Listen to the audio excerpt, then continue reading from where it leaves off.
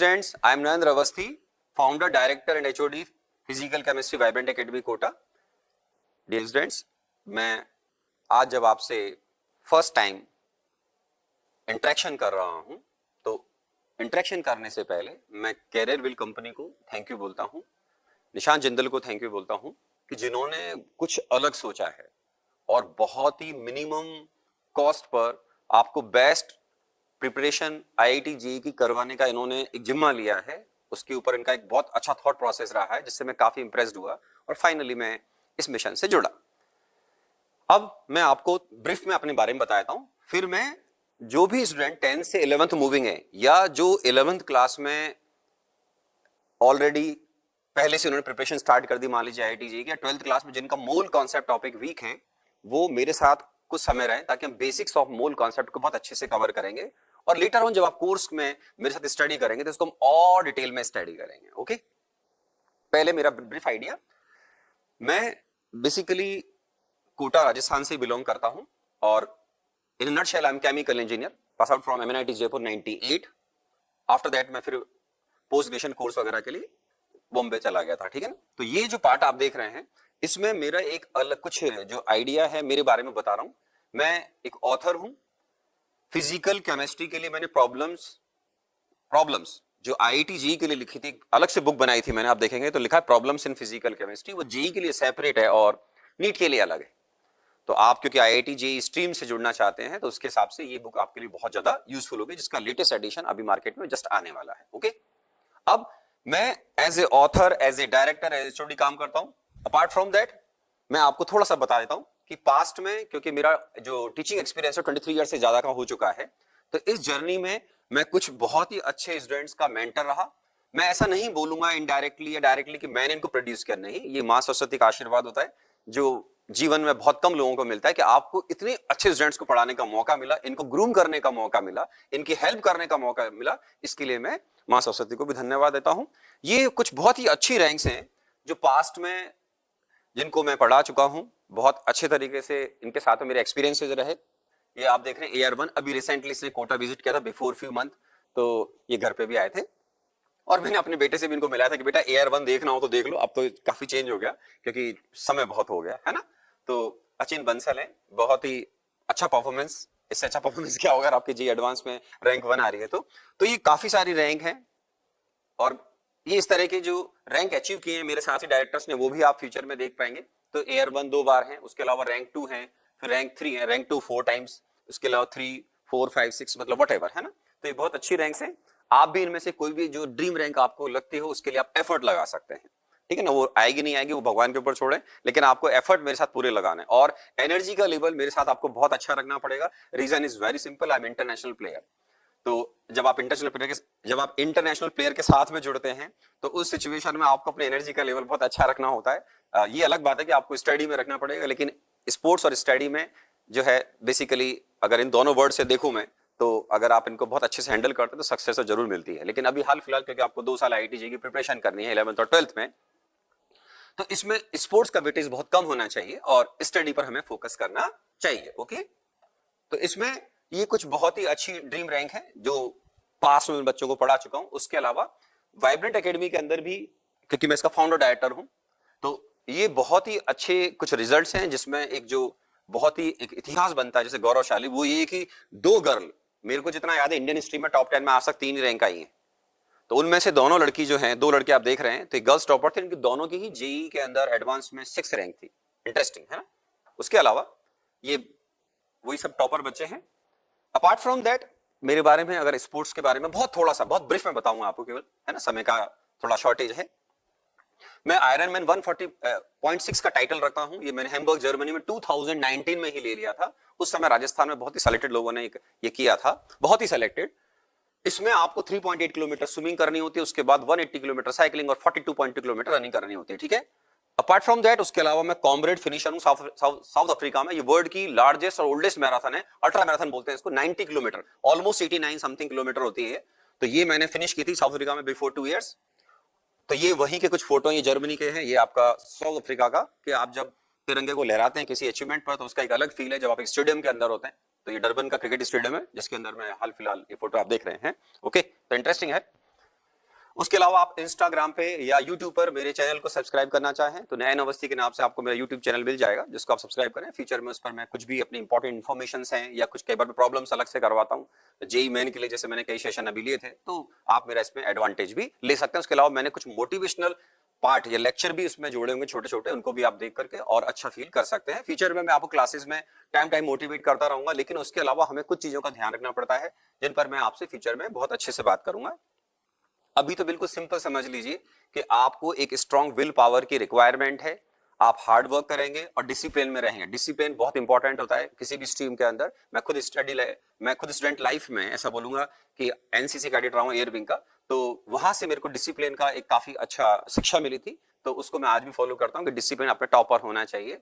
Hard work with dedication, ठीक है, और स्मार्ट हार्ड वर्क करना, ये भी आपको आगे बात करूंगा कि what is the difference between hard work and smart hard work, उस पर क्लासेस में फ्यूचर में बात करेंगे। ओके, अब देखिए, जो हम मोल कॉन्सेप्ट के बेसिक्स को कवर करेंगे, मैं ये मान रहा हूं कि जिन बच्चों का बिल्कुल स्टार्टिंग का मोल कॉन्सेप्ट वीक होता है, वो यहां से आज कुछ एक्स्ट्रा गेन करके जाएंगे। उनको लगना चाहिए कि अब मेरे बेसिक्स का मुझे फायदा मिला, या फर्स्ट टाइम पढ़ रहे हैं तो डिटेल में क्लास में इसको और डिटेल में सुन पाएंगे, लेकिन अभी भी मैं जो आपको आइडिया दूंगा वो आपके लिए बहुत ही ज्यादा यूजफुल होगा।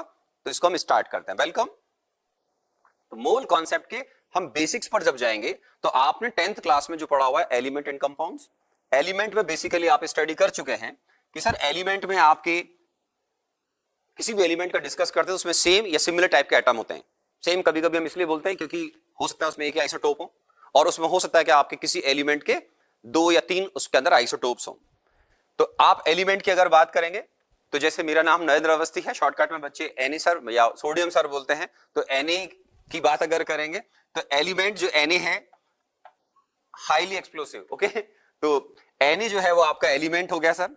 एलिमेंट का जो स्मॉलेस्ट पार्ट होता है, जिसका नेचर में इन जनरल एग्जिस्टेंस होता है, सारे एलिमेंट का एटॉमिक फॉर्म में नेचर में जिस कंडीशन में हम सर्वाइव कर रहे हैं एग्जिस्टेंस नहीं होता है। जैसे अगर मैं एन की बात कर रहा हूं, तो ये एलिमेंट का स्मॉलेस्ट जो पार्ट है उसी को हम क्या बोलते हैं बेटा, एटम बोलते हैं।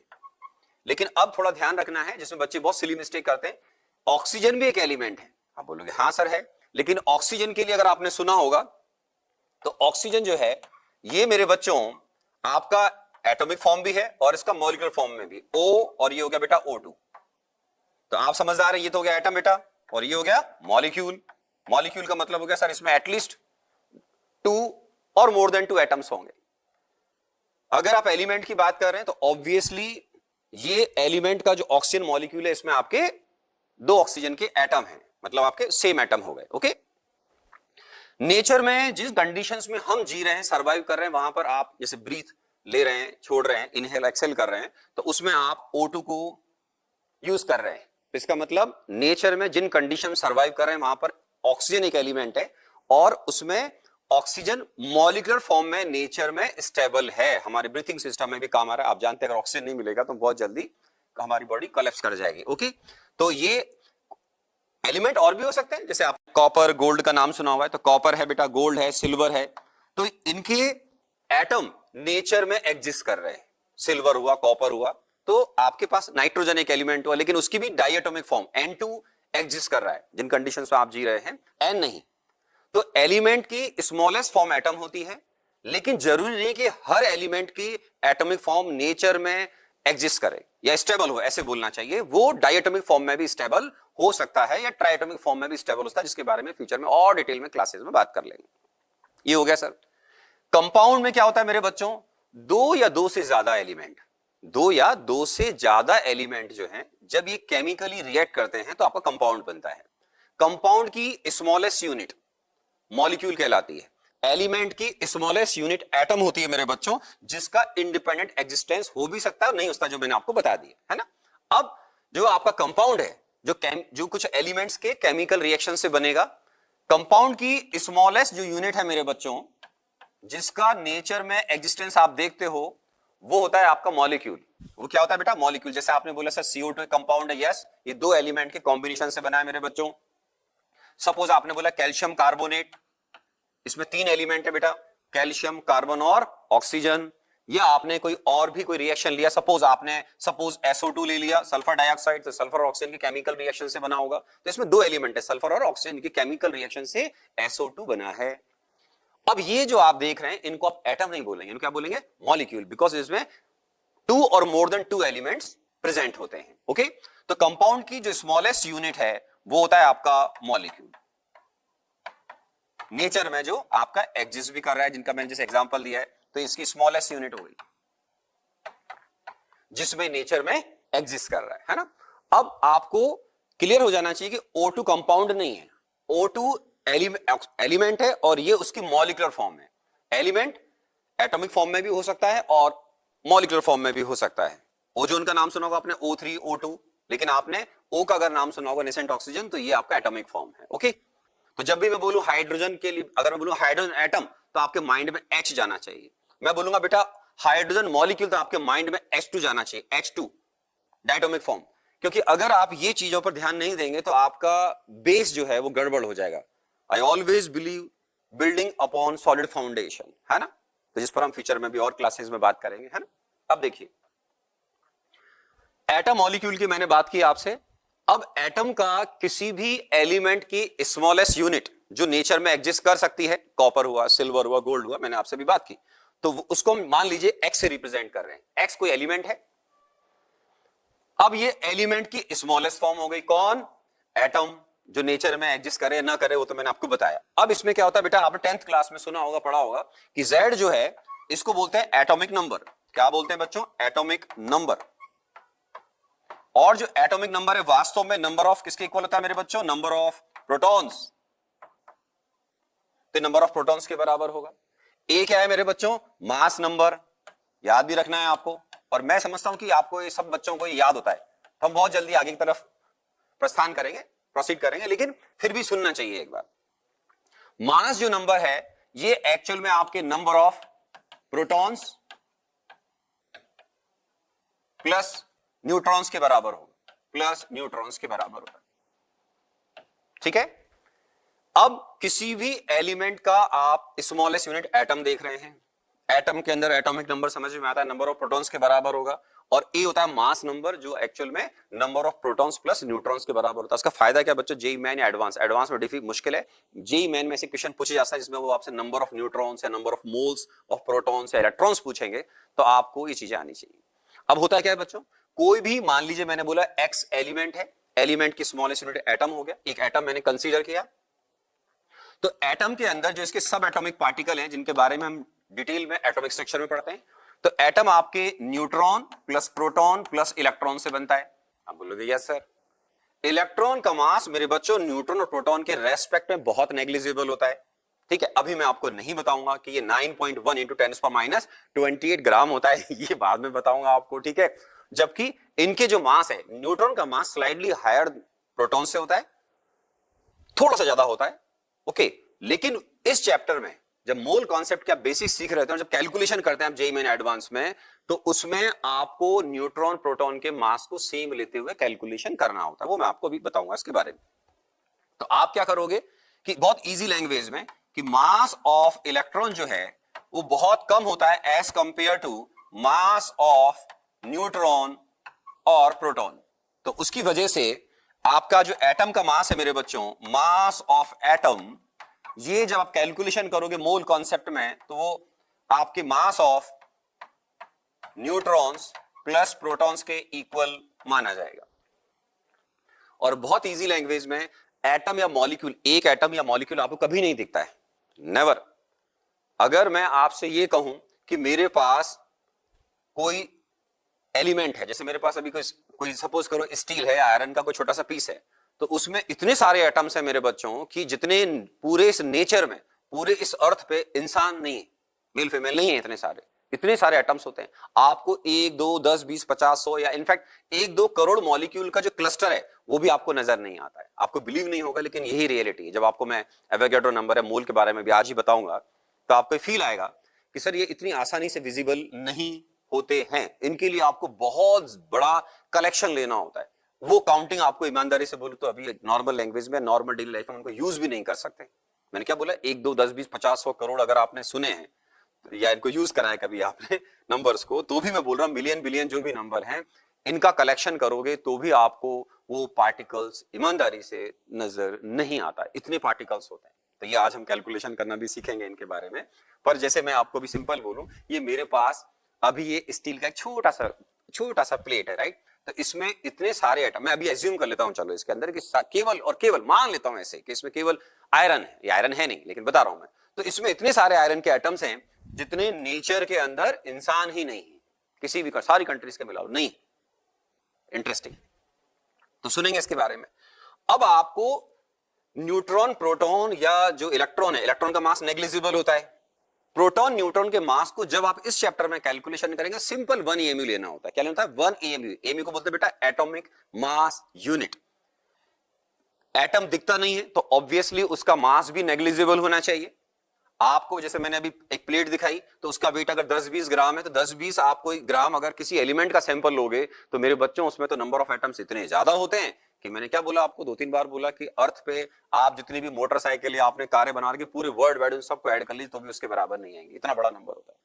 ठीक, तो हम न्यूट्रॉन प्रोटॉन के मास को अभी हम आगे अभी फर्दर प्रोसीड करेंगे। तो उस केस में आपको बता रहा हूं कि हम 1 AMU एक न्यूट्रॉन या प्रोटॉन के मास को राउंड फिगर में लेकर चलते हैं। ये उसका एक्चुअल मास नहीं है। एक्चुअल मास में आपको एटॉमिक स्ट्रक्चर हमारा एक फिजिकल केमिस्ट्री का एक अच्छा चैप्टर है, डिफिकल्ट चैप्टर माना जाता है थ्योरी के पॉइंट ऑफ व्यू से। उसमें आपको इनके बारे में डिस्कस करूंगा। Accurate mass of proton, neutron, electron, इस चैप्टर में उनकी रिक्वायरमेंट नहीं होती है।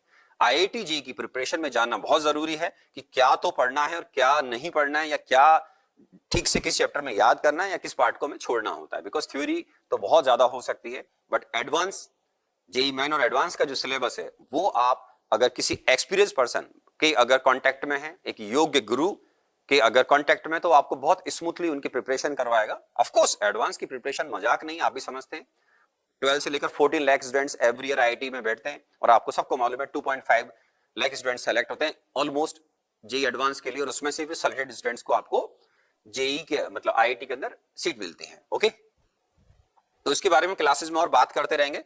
तो अब हम ये बात कर रहे हैं कि सर किसी भी एलिमेंट का जो A लिखा होगा, मैं आपको बहुत बेसिक आइडिया दे रहा हूं। मैंने अभी बोला कि न्यूट्रॉन प्रोटॉन के मास को सेम मानते हुए, ऑलमोस्ट मानते हुए, सेम मानते हुए 1 AMU लेते हैं।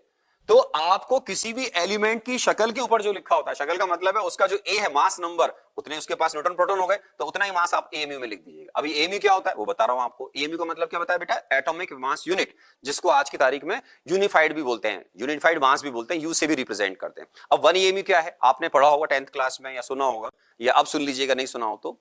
ये कार्बन का जो एक स्टेबल आइसोटोप है 12C6, उस स्टेबल आइसोटोप का जो एक्चुअल मास है उसको 12 से डिवाइड करके हमारे साइंटिस्ट ने डिफाइन किया है एटॉमिक मास यूनिट। 1 AMU होता है 1/12 mass of 12C6 carbon atom, है ना। अच्छा, अब मैं फर्दर और आगे जाने से पहले कैटायन और एनायन की बात कर रहा हूं कि भाई एलिमेंट आपने लिखा, ये X को एलिमेंट है। अब समझदार हैं आप तो समझना है, ये जो X2 है ये अब एलिमेंट तो है लेकिन ये उसकी अब मॉलिक्यूलर फॉर्म हो गई X2, जैसे O2 हो गया, N2 हो गया, है ना। तो अब आपका X तो हो गया। सर मान लीजिए फॉर एग्जांपल X कोई एलिमेंट है तो ये उसकी एटॉमिक फॉर्म हो गई, ये क्या हो गई? इसकी मॉलिक्यूलर फॉर्म हो गई। फॉर एग्जांपल जैसे आपके मैं बात करूं तो सिल्वर हुआ, गोल्ड हुआ, ये मैंने आपसे बात की, ये एटॉमिक फॉर्म में नेचर में एग्जिस्ट कर रहे हैं। पोटेशियम वगैरह आपने सोडियम इनके नाम सुने होंगे, तो ये एटॉमिक फॉर्म में आप इनका जिक्र करते हैं। X2 हो गया, N2O2 के आप नाम सुने हुए, आप बोलोगे यस सर, तो ये X2 हो गया। अब किसी भी एलिमेंट का, जैसे मैं एग्जांपल कोड कर रहा हूं कि आपने सपोज करिए, जस्ट ए मिनट,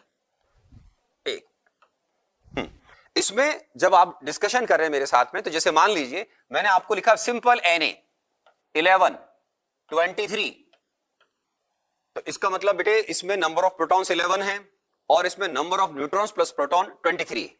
ठीक है, अगर मैं पूछूं बेटा इस सोडियम के एटम के अंदर कितने न्यूट्रॉन्स हैं, तो आप बोलोगे सर ये 23 है सम ऑफ न्यूट्रॉन प्लस प्रोटॉन, तो इसमें से आप 11 माइनस करेंगे क्योंकि वो है ओनली नंबर ऑफ प्रोटॉन के इक्वल, तो आप 23 माइनस 11 करेंगे तो नंबर ऑफ न्यूट्रॉन्स कितने आ जाएंगे?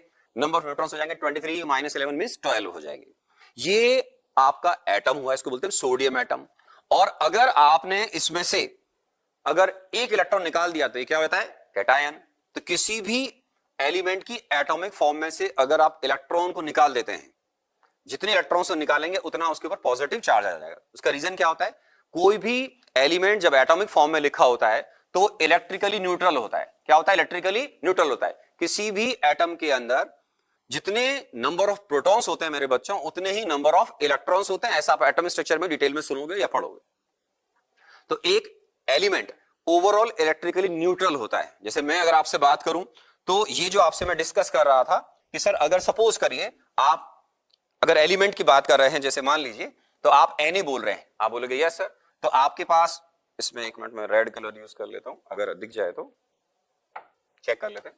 हाँ यस, तो देखो आपके पास ये Na है, आप बोलोगे यस सर, तो आपके पास अगर ये Na है, ठीक, तो ये आपके पास आपने बोला कि सर इसमें 11 और ये कितना हो गया बेटा 23, एक मिनट समथिंग, यस 23। अब आप अगर Na में से एक इलेक्ट्रॉन अगर रिमूव कर देंगे तो बेटा ये क्या हो जाएगा, कैटायन। हो सकता है आपको इस बोर्ड पे देखने में प्रॉब्लम आए तो मैं दूसरे बोर्ड पे चला जाता हूं वापस, है ना, इसी में ब्लैक पे चले जाते हैं। अगर दिख रहा है चेक कर लेता हूं, थोड़ा डिफिकल्ट रहेगा आपके लिए। तो बेटे अगर Na को Na प्लस में कन्वर्ट कर देंगे तो ये हो जाएगा कैटायन। ग्रीन बोर्ड पे शायद प्रॉब्लम आएगी तो अपन इधर आ जाते हैं, है ना। ओके, तो मैं आपको यहां बता देता हूं। जैसे मेरे बच्चों देखो Na ये आपका एटम हो गया, आप बोलोगे यस सर। अब इसमें से अगर आप एक इलेक्ट्रॉन निकाल लेंगे तो ये आपके पास क्या हो जाएगा बेटे, ये Na converting into Na plus plus electron. Na का मतलब क्या बोला मैंने, 23, Na 11। तो इसका मतलब ये हुआ कि इसमें सर Na 11 के अंदर नंबर ऑफ इलेक्ट्रॉन्स थे 11 इसके अंदर प्रोटॉन, क्योंकि मैंने क्या बोला इलेक्ट्रिकली न्यूट्रल होता है, ठीक है। तो अब Na प्लस को हम बोलेंगे कैटायन। अब इसमें से एक इलेक्ट्रॉन विड्रॉ किया है तब Na प्लस बना है, तो Na प्लस प्लस इलेक्ट्रॉन मिलाकर इलेक्ट्रिकल न्यूट्रल होता है, जिसको हम Na बोलते हैं। तो अब Na प्लस के अंदर अगर आप मुझसे डिस्कस करोगे तो अब आपसे IIT JEE मेन अगर पूछता है कि सर इसके अंदर न्यूट्रॉन्स कितने हैं, प्रोटॉन्स कितने, इलेक्ट्रॉन कितने हैं, तो देखिए नंबर ऑफ प्रोटॉन्स तो आपको दिख ही रहे हैं, नंबर ऑफ प्रोटॉन्स 11, आप बोलोगे यस सर।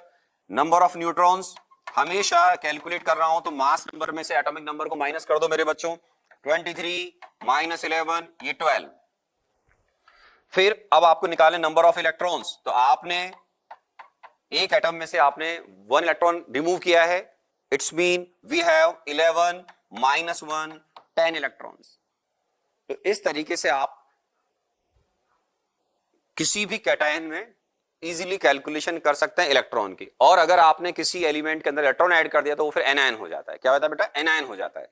तो जैसे आपने मान लीजिए आपने Cl में से या Cl के अंदर एक इलेक्ट्रॉन ऐड कर दिया तो वो एनायन कहलाएगा। क्या कहलाएगा बेटा, एनायन। इसमें इलेक्ट्रॉन एक ज्यादा हो जाएगा, ठीक है। जैसे मान लीजिए कि क्लोरीन का मैंने एक आइसोटोप लिया है 17Cl35, तो ऑब्वियसली इसके अंदर 17 कौन है मेरे बच्चों, प्रोटॉन्स। 35 माइनस 17 18 कौन होगा इसमें, न्यूट्रॉन्स। इलेक्ट्रॉन कितने हो गए 17, लेकिन Cl माइनस में इलेक्ट्रॉन एक ऐड कर दो तो इसका मतलब जो मेरे पास Cl माइनस है 35 Cl 17, इसमें न्यूट्रॉन्स 18, ठीक है, प्रोटॉन 17 और इलेक्ट्रॉन 17 प्लस 1 कितने होंगे 18। अगर आपने पहले से इसको सुन रखा तो आपको बहुत इजी पार्ट लगेगा, लेकिन यहां बच्चे कई बार जल्दबाजी में एग्जाम में बहुत मिस्टेक करते हैं, ठीक है। तो मैं भी जब आपसे फर्दर प्रॉब्लम्स पे बात करूंगा तो इसको हम और समझ पाएंगे, राइट। अब तुमको मैं जिक्र कर रहा था atomic mass unit AMU, right. ये जो मैंने अभी आपको बोला 1 AMU is 1/12 mass of 12 C6 atom. उसके एक्चुअल मास को अगर 12 से डिवाइड करेंगे, आपको एटम्स के एक्चुअल मास याद नहीं रखने होते हैं। एटम्स के एक्चुअल मास बहुत ही खराब डेटा होते हैं। अगर आप कभी चाहें तो बुक्स उठा के NCERT वगैरह में उनके एक्चुअल मास जब देखेंगे, वो कैसे कैलकुलेट करते हैं वो बता दूंगा मैं आपको फ्यूचर में, है ना। तो ये अभी इस चैप्टर में उसकी रिक्वायरमेंट नहीं है। हम सब एटम्स के मास को AMU में रिप्रेजेंट करेंगे। तो 1 AMU क्या है, बेसिकली 1/12 है मास ऑफ कार्बन। जो है कार्बन भी कंफर्म है कि आपको 12 C6 एटम ही लेना पड़ेगा। आप इसके किसी और आइसोटोप लाइक 14 C6 को नहीं ले सकते। ये नेचर में बहुत स्टेबल है, इसको रेफरेंस लिया गया है।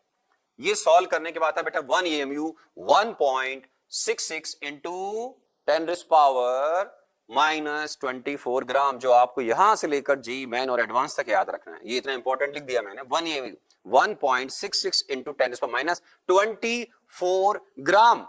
तो आप सोचो 10⁻24 कितना स्मॉल वैल्यू हो गया? तो बिल्कुल होगा भाई। आप सोचो जब एटम आपको दिखता नहीं, और मैंने बोला कि आप 1 मिलियन किसी भी एलिमेंट के अगर एटम्स कलेक्ट कर लेंगे तो भी आपको नजर नहीं आते। आपको बहुत बड़ा नंबर कलेक्ट करना होता है जब जाकर वो आपको सैंपल के फॉर्म में नजर आता है। ओके, आप चाहें एग्जाम में मान लो जेई मैंने पूछ लिया, नीट वगैरह में पूछ लेते हैं, तो आपसे अगर पूछ लिया कि इसका वेट ग्राम केजी में कितना होगा, तो we know very well 1 kg is equal to 1000 gram. It's mean this equal to 1.66 into 10⁻⁻27 kg हो जाएगा बेटा, है ना। एग्जाम में यूनिट का ध्यान रखें।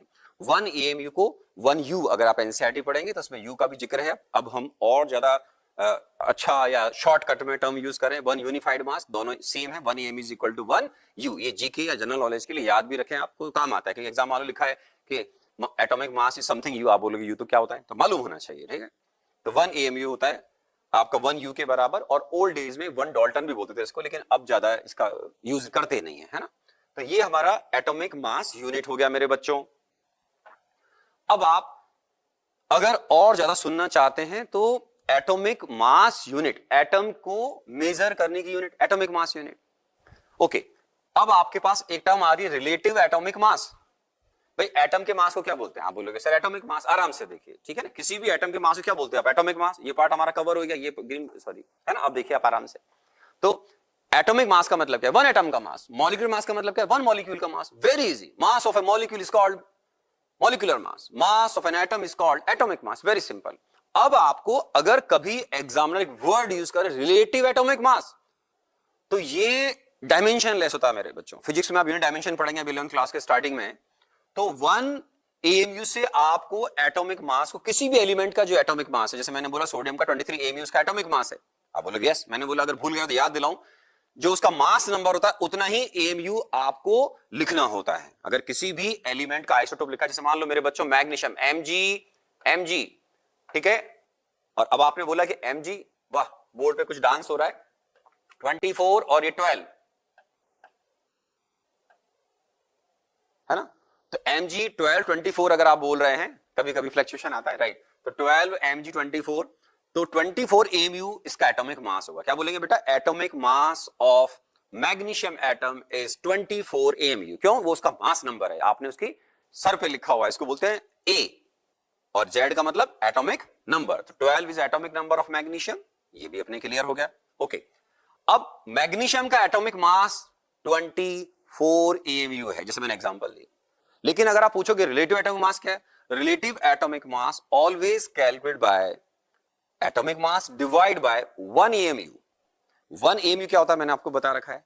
तो आप जैसे ही किसी भी एलिमेंट के एटॉमिक मास को, उसी को जो AMU में मेजर आप कर रहे हैं, उसको अगर 1 AMU से डिवाइड कर देंगे, तो 1 AMU से डिवाइड करते ही डायमेंशनलेस हो जाएगा, उसको बोलते हैं यूनिटलेस। 1 AMU कितना होता है बेटा? अभी बताया 1.66 इंटू 10⁻24 ग्राम। लेकिन आपने जैसे ही एटॉमिक मास को AMU में लिया और उसको अगर 1 AMU से डिवाइड कर दोगे तो AMU से AMU कैंसिल हो जाएगा, तो इसकी कोई यूनिट नहीं होती। अभी एग्जांपल दूंगा, जैसे मैं अगर बोलूं रिलेटिव एटॉमिक, इसी का पूछूंगा मैं आपसे, relative atomic mass of magnesium, तो आप सिंपल बोलेंगे 24 AMU, नहीं बोलेंगे 24 AMU बोल रहे तो वो उसका एटॉमिक मास है।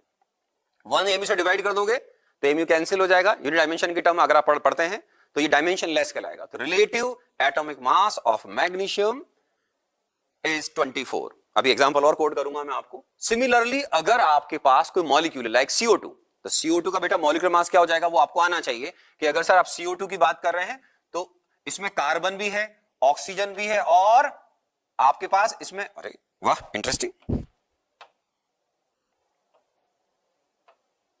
अब देखिए, इसमें जो आप CO2 लिख रहे हैं ये मॉलिक्यूल है, इसका अगर आप एटॉमिक मास निकालेंगे तो मैं आपकी हेल्प करता हूं। O का मास होता है 16 AMU, O2 का मास हो गया 32 AMU, और 32 AMU कार्बन का मास होता है 12 AMU, कार्बन का एटम का मास। तो CO2 के एक मॉलिक्यूल का मास होगा मेरे बच्चों 12 प्लस 16 इंटू 44 AMU। तो 44 AMU ये कहलाएगा बेटा CO2 का मॉलिक्यूलर मास। तो इसको हम बोलते हैं molecular mass of CO2 is 44 AMU। आप बोलोगे ये भी ठीक है सर। अब उसको अगर आप 1 AMU से डिवाइड कर दोगे तो वो हो जाएगा रिलेटिव मॉलिक्यूलर मास। तो जब भी आप रिलेटिव वर्ड यूज करते हैं मेरे बच्चों, उसका फिर यूनिट नहीं रहेगा। जैसे रिपीट कर रहा हूं, मॉलिक्यूलर मास ऑफ CO2 तो आप लिखोगे इज 44 AMU। मैं बोलूंगा relative molecular mass of CO2 तो आप बोलेंगे सर ओनली 44। तो इसको एग्जांपल में मैं आपको देता हूं आराम से, आप खुद देखो, आप खुद माइंड में इसको फिल करें। Atomic mass of Na is, अब एटॉमिक मास वर्ड क्या है तो आप लिखो बच्चों की तरह 23 AMU, ये लीजिए। फिर आगे देखिए मैंने क्या लिखा है, relative atomic mass of sodium is, तो अभी क्या सुना मैंने आपसे, दो एग्जांपल कोड करे होंगे अभी, तो आप लिखोगे सर इज 23। अब ये है यूनिटलेस, डायमेंशनलेस, है ना, यूनिट नहीं है इसका। Molecular mass of CO, carbon monoxide, 12 plus 16 कितना हो गया बेटा 28। तो मॉलिक्यूलर मास ऑफ CO तो आप लिखोगे मेरे बच्चों यहां पर 28 AMU, ये भी ठीक है सर। अब आप यूज करोगे relative molecular mass of CO, तो आप लिखोगे relative molecular mass of CO is, तो आप आराम से लिखिए सर 28, बस खत्म, ठीक है। अब जहां पे कई बच्चे कंफ्यूज होते हैं, मैंने देखा है जो बच्चे बहुत कम स्टडी करते हैं या 9th-10th की तरह चल रहे होते हैं, नहीं आपको बहुत ध्यान देना होता है। जैसे ऑक्सीजन, मैंने अभी बोला था ऑक्सीजन एलिमेंट है, लेकिन अगर आप बोलोगे ऑक्सीजन एटम की बात करो, it's mean we are talking about O। अगर मैं ऑक्सीजन मॉलिक्यूल की बात कर रहा हूं, it's mean we are talking about O2। तो देखो आप आराम से खुद सोचो, एटॉमिक मास ऑफ ऑक्सीजन। अब आप अलग अलग बच्चों से पूछेंगे ना, तो आप अगर 1000 बच्चों से पूछेंगे, छोटे बच्चों से जो 10th में 11th में आ गए हैं, तो भी वो गड़बड़ करते हैं। कोई इसका 8 बोलेगा, कोई 16 बोलेगा, कोई 32 बोलेगा, कोई 64, कुछ भी बोल सकता है। तो आपको ध्यान रखना है कि O होता है मेरे बच्चों कितना, 8O16। 16 क्या है उसका मास नंबर, तो O2 कहलाएगा मॉलिक्यूल और O कहलाएगा एटम। तो इसका मतलब एटॉमिक मास ऑफ O का इंप्रेशन आपके माइंड में जाना चाहिए, we are talking about O। तो ये आप यहां लिखोगे मेरे बच्चों 16 AMU, क्यों 16 उसका मास नंबर है। Relative atomic mass of oxygen मेरे बच्चों, अगर आप ये लिख रहे हैं तो ये आएगा मेरे बच्चों क्या, relative atomic mass of oxygen 16 only, बस, क्योंकि रिलेटिव वर्ड आ गया है, उसको हमने किससे डिवाइड कर दिया मेरे बच्चों, 1 AMU से, खत्म, ठीक है। हाँ, अगर मैं आपसे पूछता, मान low molecular mass of oxygen, ये भी क्लियर कर लो। तो मॉलिक्यूलर जो मैंने आपको बोला मेरे बच्चों, मॉलिक्यूलर मास ऑफ ऑक्सीजन, अब जैसा मैं आपसे बात कर रहा था, now we are talking about O2। इस समय आपके माइंड में इंप्रेशन जाना चाहिए कि हम O2 की बात कर रहे हैं, अंडरस्टूड है, क्योंकि मॉलिक्यूल वर्ड यूज किया है। तो फिर यहां लिखोगे मेरे बच्चों 32 AMU, ठीक है। और मैं बोलूंगा relative molecular mass of oxygen, relative word use करा, मॉलिक्यूलर मास, मॉलिक्यूलर वर्ड आ गया, फिर इसका मतलब हो जाएगा, वो हो जाएगा आपका कितना 32 AMU, हटा दीजिए इसमें, क्योंकि अब हमने इसको किससे डिवाइड कर दिया, 32 AMU डिवाइड बाय 1 AMU। तो रिलेटिव जो वर्ड है बहुत ज्यादा यूज नहीं आता है IIT JEE के प्रिपरेशन में, लेकिन क्या है, कभी अगर एग्जामिनर पूछ ले, कभी कभी JEE में वो आता है जो कभी नहीं आया होता है, तो इसलिए अपने को आना चाहिए कि एटॉमिक मास और रिलेटिव एटॉमिक मास में क्या बेसिक डिफरेंस है। तो ये पार्ट कवर हो गया मेरे बच्चों, आगे बढ़ते हैं। अब आता है एवोगैड्रो नंबर। ये एक ग्रेट साइंटिस्ट थे, इन्होंने एक नंबर प्रपोज किया था। ये है क्या एक्चुअल में, नंबर कहां से आया, तो ये हम बोलते हैं number of atoms exactly present in 12 gram sample of 12C6 atom. जो प्योर कार्बन का 12C6 एटम, उसी का सैंपल लें, 12 ग्राम लेने, उसमें एग्जैक्टली जितने नंबर ऑफ पार्टिकल्स होंगे उनको एवोगैड्रो नंबर बोला गया। ये वैल्यू आई थी 6.022 से कुछ आगे होता है, कुछ ऑथर उसको 6.023 लिखते हैं, आप आराम से कैलकुलेशन में 6.022 लो, तो 6.022 इंटू 10⁻23। जेई होता है आपको डेसिमल के 2 प्लेस तक यूज करे, जेई मैन कभी कभी करता है 6 भी दे दे इसको, 6 इंटू 10⁻23, कभी 6.02 भी दे सकता है। जनरली जेई मैन और एडवांस में आप डेसिमल के 2 प्लेसेस तक कैलकुलेशन करवाते हैं और कांस्टेंट्स के वैल्यू जनरली आपको प्रोवाइड करते हैं कि आपको कैलकुलेशन में क्या यूज करना है। ओके, आपको ये नंबर याद करना है, लेकिन so Avogadro number is 6.022 into 10⁻23। Avogadro constant और नंबर की न्यूमेरिकल वैल्यू सेम होती है ना, बस Avogadro जो कांस्टेंट है उसको हम यूनिट की टर्म्स में बोलते हैं, तो ये लिखते हैं 6.022 into 10⁻23 मोल इनवर्स बोलते हैं। मोल इनवर्स इसकी यूनिट होती है। वो क्यों यूज करते हैं, वो जब मैं मोल आपको कैलकुलेट करना सिखाऊंगा तो इसको बताऊंगा आपको, ठीक है। तो Avogadro number is a pure number, इसका यूनिट नहीं होता है। एवोगैड्रो कांस्टेंट बोल रहे हैं, आपके लेवल पर इन दोनों को एक ही तरीके से यूज किया जाता है क्योंकि वैल्यू सेम है। ये ठीक वैसी बात है जैसे एक है आपका एटॉमिक मास और एक है रिलेटिव एटॉमिक मास। तो ये जो है दोनों को आप एक तरीके से, क्योंकि दोनों का न्यूमेरिकल वैल्यू सेम है तो कैलकुलेशन में कोई फर्क नहीं पड़ता है। बट हाँ, अगर आप बात करें तो एवोगैड्रो कांस्टेंट की यूनिट होती है मोल इनवर्स। अब मैं आपको मोल कॉन्सेप्ट का जो बेस है वो बताने जा रहा हूं। पहले तो हमने बिल्कुल बेसिक बातें की हैं जिनको जिनको बोलते हैं बेसिक्स ऑफ मोल कॉन्सेप्ट। अब उसमें और आगे बढ़िए। मोल को तीन तरीके से यूज किया जाता है। मोल इन टर्म्स ऑफ मास, उससे भी इजी होता है moles in terms of number, और एक होता है moles in terms of volume. Volume की टर्म में जब आप एवोगैड्रो को जो नंबर है उसकी अपनी एक अलग इंपॉर्टेंस है, बताऊंगा मैं भी आपको। मोल को आपको तीन तरीके से स्टडी करना है। इन टर्म्स ऑफ नंबर अगर आप बात कर रहे हैं तो आपको याद रखना है कि जो वन मोल है ये बेसिकली एक नंबर है। जैसे क्रिकेट में सेंचुरी होती है, तो सेंचुरी बोलते ही हर आदमी के दिमाग में आता है 100 रन बनाने। ऐसे ही यहां एवोगैड्रो नंबर वन मोल जो होता है, एवोगैड्रो नंबर के बराबर आपको एंटाइटीज कलेक्ट करनी होती है। दिस एंटिटी में be atom, molecule, cation, anion, proton, neutron, कुछ भी हो सकता है। लेकिन जनरली इनको हम मैक्रोस्कोपिक पार्टिकल, जो बड़े पार्टिकल, उन पर यूज नहीं करते। जैसे आपने बोल दिया कि सर मेरे पास एवोगैड्रो नंबर के बराबर कार है, तो पूरे अर्थ पे ही नहीं है, क्योंकि नंबर कितना बड़ा देखो 6.022 इंटू 10⁻23। मैं बोलूं मेरे पास एवोगैड्रो नंबर के बराबर फ्लैट्स हैं, गलत बोल रहा है। पूरे वर्ल्ड में ही नहीं है, पूरे वर्ल्ड में ही नहीं है, ये बहुत बड़ा नंबर है। तो एवोगैड्रो जो नंबर है इसके बराबर अगर आप एंटाइटीज का कलेक्शन कर लेंगे, जैसे अगर हम बैट्समैन रन बनाता है तो 1 2 3, जब वो 100 कर लेगा तो सेंचुरी बोलते हैं। 100 से कम हो गया तब बोलते हैं सेंचुरी नहीं हुई सर, कम पड़ गए रन। तो अगर आप एवोगैड्रो नंबर के बराबर एंटाइटीज कलेक्ट कर लेते हैं तो हम बोलते हैं आपने वन मोल ले लिया है। तो वन मोल एक नंबर को भी रिप्रेजेंट करता है। तो वन मोल को अब हम बात करूंगा कि mole concept in terms of number. तो आपको ध्यान रखना है कि वन मोल बहुत इजी लैंग्वेज में एवोगैड्रो नंबर के बराबर का कलेक्शन करना है। हाइपोथेटिकली आपने मान लो ऐसे बोल दिया मेरे पास वन मोल पेन है, तो मेरे माइंड में इंप्रेशन जाएगा कि आपके पास 6.022 इंटू 10⁻23 पेन है। भले ही है नहीं, आपने झूठ बोला है, पर अब आपने बोला कि सर आप तो बताओ। तो वन मोल का मतलब इतना कलेक्शन होता है। अब इसको अलग तरीके सुनिए। अगर आपके पास किसी भी पार्टिकल का कलेक्शन एवोगैड्रो नंबर से कम है तो इसका मतलब आपके पास वन मोल से कम है। अगर आपके पास कलेक्शन एवोगैड्रो नंबर से बड़ा है, सपोज आपके पास 6.022 10⁻25 है, तो इसका मतलब आपके पास ज्यादा मोल्स है, क्योंकि वन मोल तो एग्जैक्टली 6.022 इंटू 10⁻23 एंटाइटीज का कलेक्शन है। तो इस पर हम बात करते हैं। तो बहुत इजी लैंग्वेज में माइंड को दौड़ाना शुरू करिए कि मुझे अगर नंबर ऑफ मोल्स निकालने पड़ गए एग्जाम में, तो मैं given number of entities divide by क्या कर दूंगा, एवोगैड्रो कांस्टेंट Na से डिवाइड कर दीजिए। क्या वैल्यू है 6.02 10⁻23। तो इस तरीके से मोल से निकाल सकते हैं। आराम से बताता हूं। तो मोल को इन टर्म्स ऑफ नंबर सुनेंगे, फिर इन टर्म्स ऑफ मास सुन लेंगे, फिर इन टर्म्स ऑफ वॉल्यूम सुनेंगे। ये पार्ट अगर आपका क्लियर है तो आगे जाकर आप जो बहुत सारे मेरी बुक से भी प्रॉब्लम सॉल्व करेंगे लेवल 1 से, तो उनमें आपको neutron, proton, electron, atom, molecules निकालते समय उन न्यूमेरिकल्स में कोई दिक्कत नहीं आएगी अगर आप इस पार्ट को अच्छे से समझ लेते हैं। तो देखिए ध्यान रखिए, ओवर कॉन्फिडेंस कभी नहीं होना चाहिए कि मुझे हर चीज बहुत अच्छे से आती है। Whole life is learning process. मैं आज भी सीखता हूं, मुझे कभी कभी कुछ नई चीज सीखने को मिल जाती है तो सीखता हूं, उसमें क्या प्रॉब्लम है। नहीं, अब देखो बच्चों, mole concept in terms of number. तो आप बात कर रहे हैं mole concept in terms of number पे बात कर रहे हैं मेरे बच्चों, ठीक है सर। अब जो मोल है वो बेसिकली आपकी काउंटिंग यूनिट है।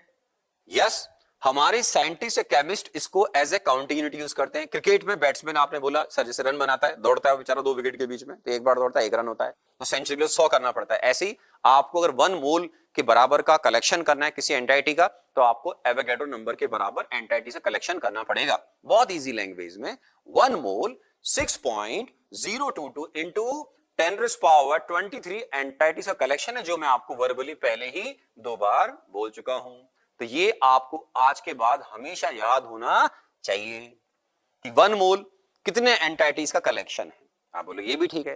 तो फिर जैसा मैंने आपको बोला कि अगर आपके पास एवोगैड्रो नंबर के बराबर आपने एटम या मॉलिक्यूल्स ले ही नहीं रखे हैं, या जो भी माइक्रोस्कोपिक पार्टिकल आप डील कर रहे हैं, इसका मतलब आपके पास वन मोल नहीं है, वन मोल से कम है, और ज्यादा ले रखा है एवोगैड्रो नंबर से बराबर का या उससे ज्यादा कलेक्शन है, तो आपको कैलकुलेट करना चाहिए। कैसे करेंगे बेटा, बहुत इजी हो गया। Number of moles is equal to given number of entities divide by Na, divide by Na। तो ये जो आप लिख, अब Na की वैल्यू तो याद हो गई होगी आपको, ओके। तो given number of entities, entities में भी जैसा मैंने बोला बेटा cation, anion, atom, molecule, proton, neutron, कुछ भी हो सकता है ना, तो जो भी एग्जाम में बात करना चाहेगा, ओके। तो ये बहुत सिंपल सा कॉन्सेप्ट हो गया कि गिवन नंबर ऑफ एंटाइटीज को किससे डिवाइड कर दें, Na से डिवाइड कर दें। अब मैं बहुत ही सिंपल आपसे बात कर रहा हूं, आप खुद भी सोच सकते हैं। Find number of moles of hydrogen hydrogen क्या है बेटा, एलिमेंट है। H2 क्या है, इसकी मॉलिक्यूलर फॉर्म है। तो आपको नंबर ऑफ मोल्स निकालने H2 के in its sample of 3.011 into 10⁻24 molecules. वास्तव में अगर आप प्रॉब्लम सॉल्व करना चाहते हैं इस तरह के, तो आप मेरी वीडियो को पॉज करके भी सॉल्व कर सकते हो फटाफट, 5-10 सेकंड, 20 सेकंड, 30 सेकंड, जो भी आपको समय लगे। ठीक है, तो आप इसमें नंबर ऑफ मोल्स कैसे कैलकुलेट करोगे मेरे बच्चों, तो number of moles of hydrogen given number 3.011 into 10⁻24 divide by 6.022 into 10⁻23। तो आराम से देखिए सर, ये बेटा 2 हो गया, और 23 24 का इसको डिवाइड करोगे 10 होगा, तो 10 डिवाइड बाय 2 5 आना चाहिए। अगर मैंने कोई भी सिली मिस्टेक करी, तो जब आप हमारा कोर्स ज्वाइन करेंगे या मेरे साथ पढ़ना स्टार्ट करोगे, ऐसे बोलना चाहिए, कोर्स तो आपको डेफिनेटली ज्वाइन करना चाहिए, क्योंकि मैं आपको एश्योर कर सकता हूं कि इस तरह का कोर्स जिसको बोलते हैं ना भूतो न भविष्यति, ऐसा मुझे लगता है मेरे एक्सपीरियंस के बेस पर क्या नहीं आएगा। बहुत मुश्किल है, बहुत डिफिकल्ट टास्क है, पर ठीक है चलो मान लेता हूं। तो ये जो पार्ट है, ये जो आपका कैलकुलेशन है, अगर कभी मैं कोई गलत कर दूं तो आप मुझे क्लास में बताना, मैं आपको चॉकलेट दूंगा। ठीक है, आप चॉकलेट ऑनलाइन में कैसे देते हैं वो आपको क्लास में बताऊंगा। ठीक है, तो आप अगर मैं कोई कैलकुलेशन सिली मिस्टेक कर दूं तो आपको वो बताना है कभी क्लास में कि सर आपने जो कैलकुलेशन किया था उसमें कैलकुलेशन मिस्टेक की थी, आपको चॉकलेट ऑनलाइन दी जाएगी। कैसे देंगे मैंने बोला बाद में बताएंगे। ठीक है, चलिए, तो ये इन टर्म्स ऑफ नंबर बात कर रहे हैं। तो आपके माइंड में बिठा लो कि मोल एक इतना जबरदस्त टर्म है कि इसको मैं 3 तरीके से यूज करूंगा, इन terms of number, in terms of mass and in terms of volume. अब आप सेकंड पार्ट पे जाएं। बात क्लियर हो गई? मैं फिर इजी करता हूं। मान लीजिए मैंने बोला मेरे पास 50 कार है, आपने बोला आप तो नंबर ऑफ मोल्स में कन्वर्ट करो, तो 50 डिवाइड बाय Na। ठीक है, मैंने क्या बोला, पूरे वर्ल्ड में इतनी कार नहीं 1 मोल के बराबर, लेकिन आपने बोला कि नहीं आप तो बताओ कि how many number of moles of car sodium sir है, तो आपको कैलकुलेट 50 डिवाइड बाय आप क्या करोगे, Na करोगे। 50 Na, मैं जनरली 2-3 से ज्यादा रखता नहीं एट ए टाइम, है ना। साइकिल ज्यादा रखता हूं, मेरे पास साइकिल्स जो है डिफरेंट टाइप्स की, यू विल सरप्राइज, वो कार या एसयूवी से ज्यादा होती है। Very interesting. अब आओ मेरे बच्चों, mole in terms of mass, very interesting. आपको और डिटेल में पढ़ना होगा तो क्लास में पढ़ाएंगे, लेकिन अभी भी मैं इस तरीके से पढ़ा रहा हूं कि आपको बहुत सारी चीजें क्लियर होंगी या आप बहुत कुछ सीखेंगे। सीखते समय कभी ईगो प्रॉब्लम मत रखिएगा, वरना मेरा ऐसा मानना है कि जिस दिन आप किसी भी ईगो प्रॉब्लम पे आ गए या आपने अपने गुरु का या पेरेंट्स का रेस्पेक्ट नहीं किया, मुझे ऐसा लगता है मेरे जीवन में कि ऐसे लोग फ्यूचर में मैंने कभी सुखी नहीं देखे। ये बहुत परेशान रहते हैं, ये नेगेटिव थॉट के आदमी होते हैं। तो आपको मेरी सजेशन है कि जीवन में बहुत पॉजिटिव रहें। ऑनलाइन में जो थोड़ी बहुत एक कमी है वो ये होता है कि कोई व्यक्ति अपनी डिग्निटी का ध्यान नहीं रखता है, तो आपको अपनी डिग्निटी का बहुत ज्यादा ध्यान रखना चाहिए, डिसिप्लिन का ध्यान रखना चाहिए, रेस्पेक्ट करें अपने एल्डर्स का, ये बड़ा इंपॉर्टेंट होता है ना, इसका बहुत ध्यान रखें, तो लाइफ में आप बहुत अच्छे जाएंगे। और आप कभी, मेरी एक बात बहुत छोटी सी ध्यान रखिएगा, आप जितना दूसरों को रेस्पेक्ट देंगे दीजिए, आपसे जो बहुत बड़े हैं, स्पेशली जो आपसे 10, 15, 20, 25, 30 साल है, मेरा एक्सपीरियंस है टीचिंग का मोर देन 23 इयर्स का है, आपकी एज 23 इयर्स से कम है, ठीक है, तो आप समझदार हैं। मतलब मेरी एज एक्चुअल में देखा जाए तो वास्तव में आप मुझे सोडियम अंकल भी बोल सकते हैं, रियलिटी तो यही है, राइट। चलिए कोई नहीं, आगे बढ़ते हैं। तो मोल इन टर्म्स ऑफ मास पे बात करते हैं मेरे बच्चों।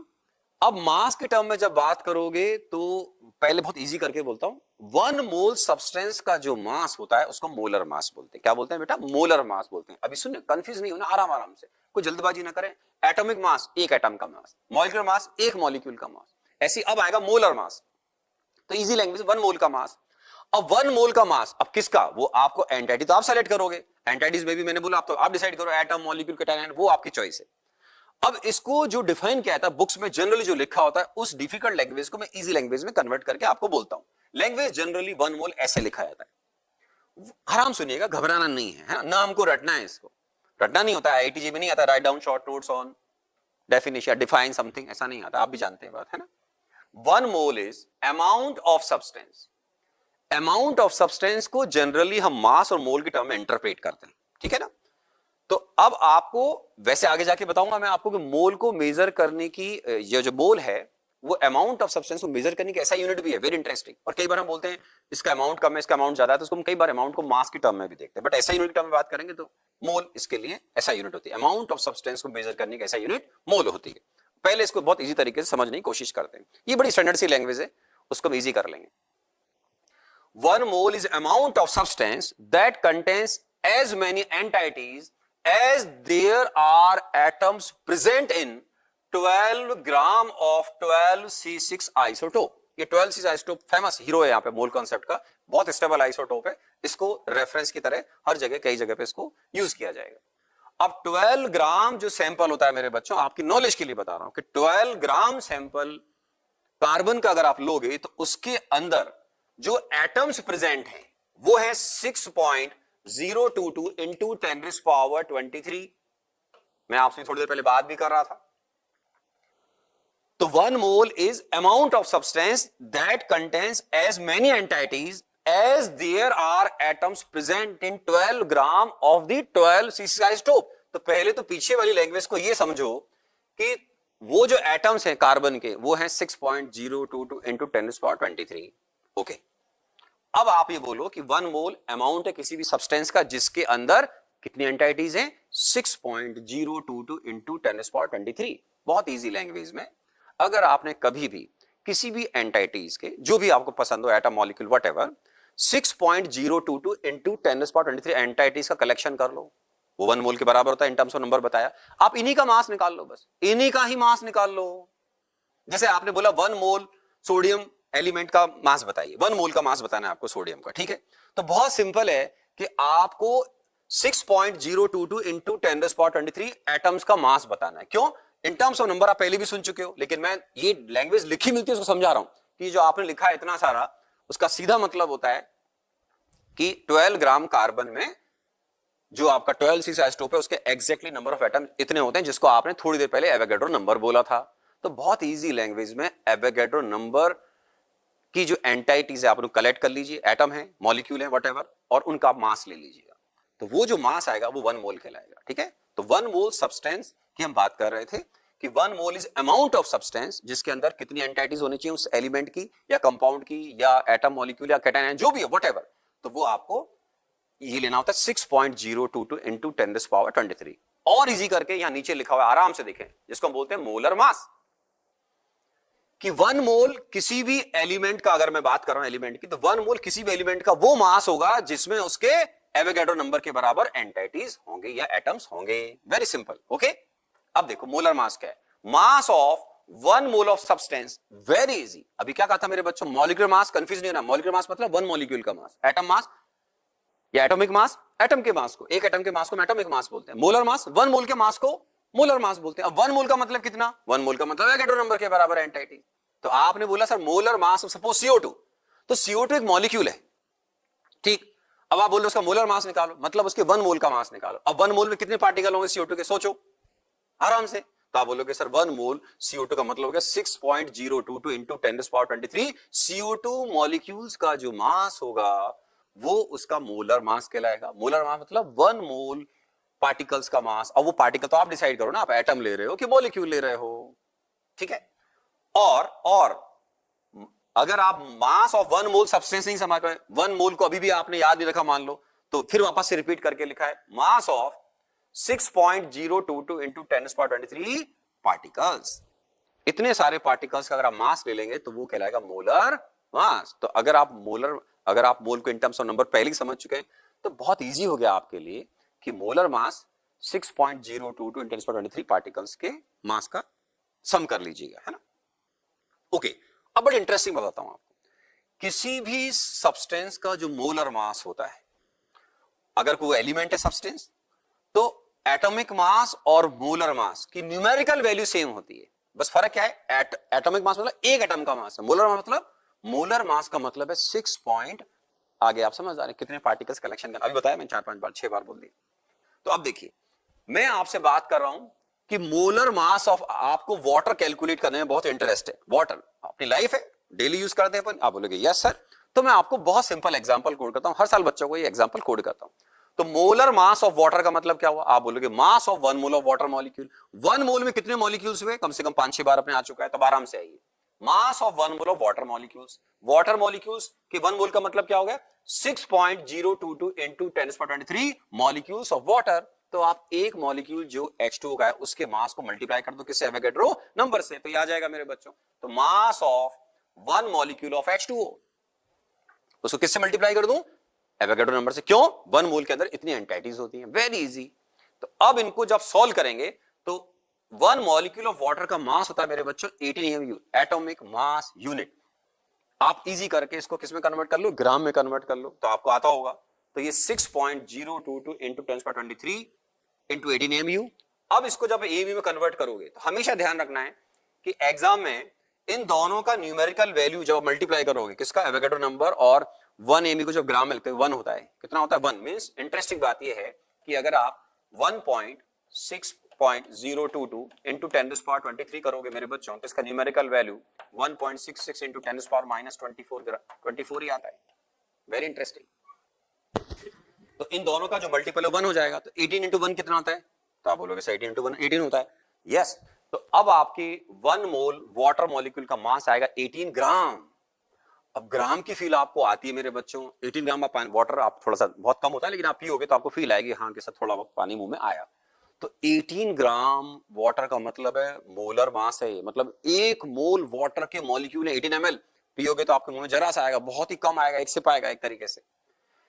तो 18 ml, ml क्यों? वाटर की डेंसिटी 1 ग्राम पर ml हम कैलकुलेशन लेते हैं, तो जितना ml बोलोगे उतना ग्राम मान लेते हैं कि डेंसिटी इसकी एज्यूम की जाती है 1 ग्राम पर ml। ऑलमोस्ट होती है 0.99 समथिंग होती है, इसको 1 मानते हैं, है ना? 25 डिग्री सेंटीग्रेड या उसके आसपास भी 1 ही लेते हैं अपन तो एग्जाम में, है ना? तो अब ये क्लियर हो गया कि 1 मोल का जब मास लोगे तो ग्राम में आएगा, क्योंकि 1 मोल में आपने बोला कितने वाटर के मॉलिक्यूल, आप सोचो।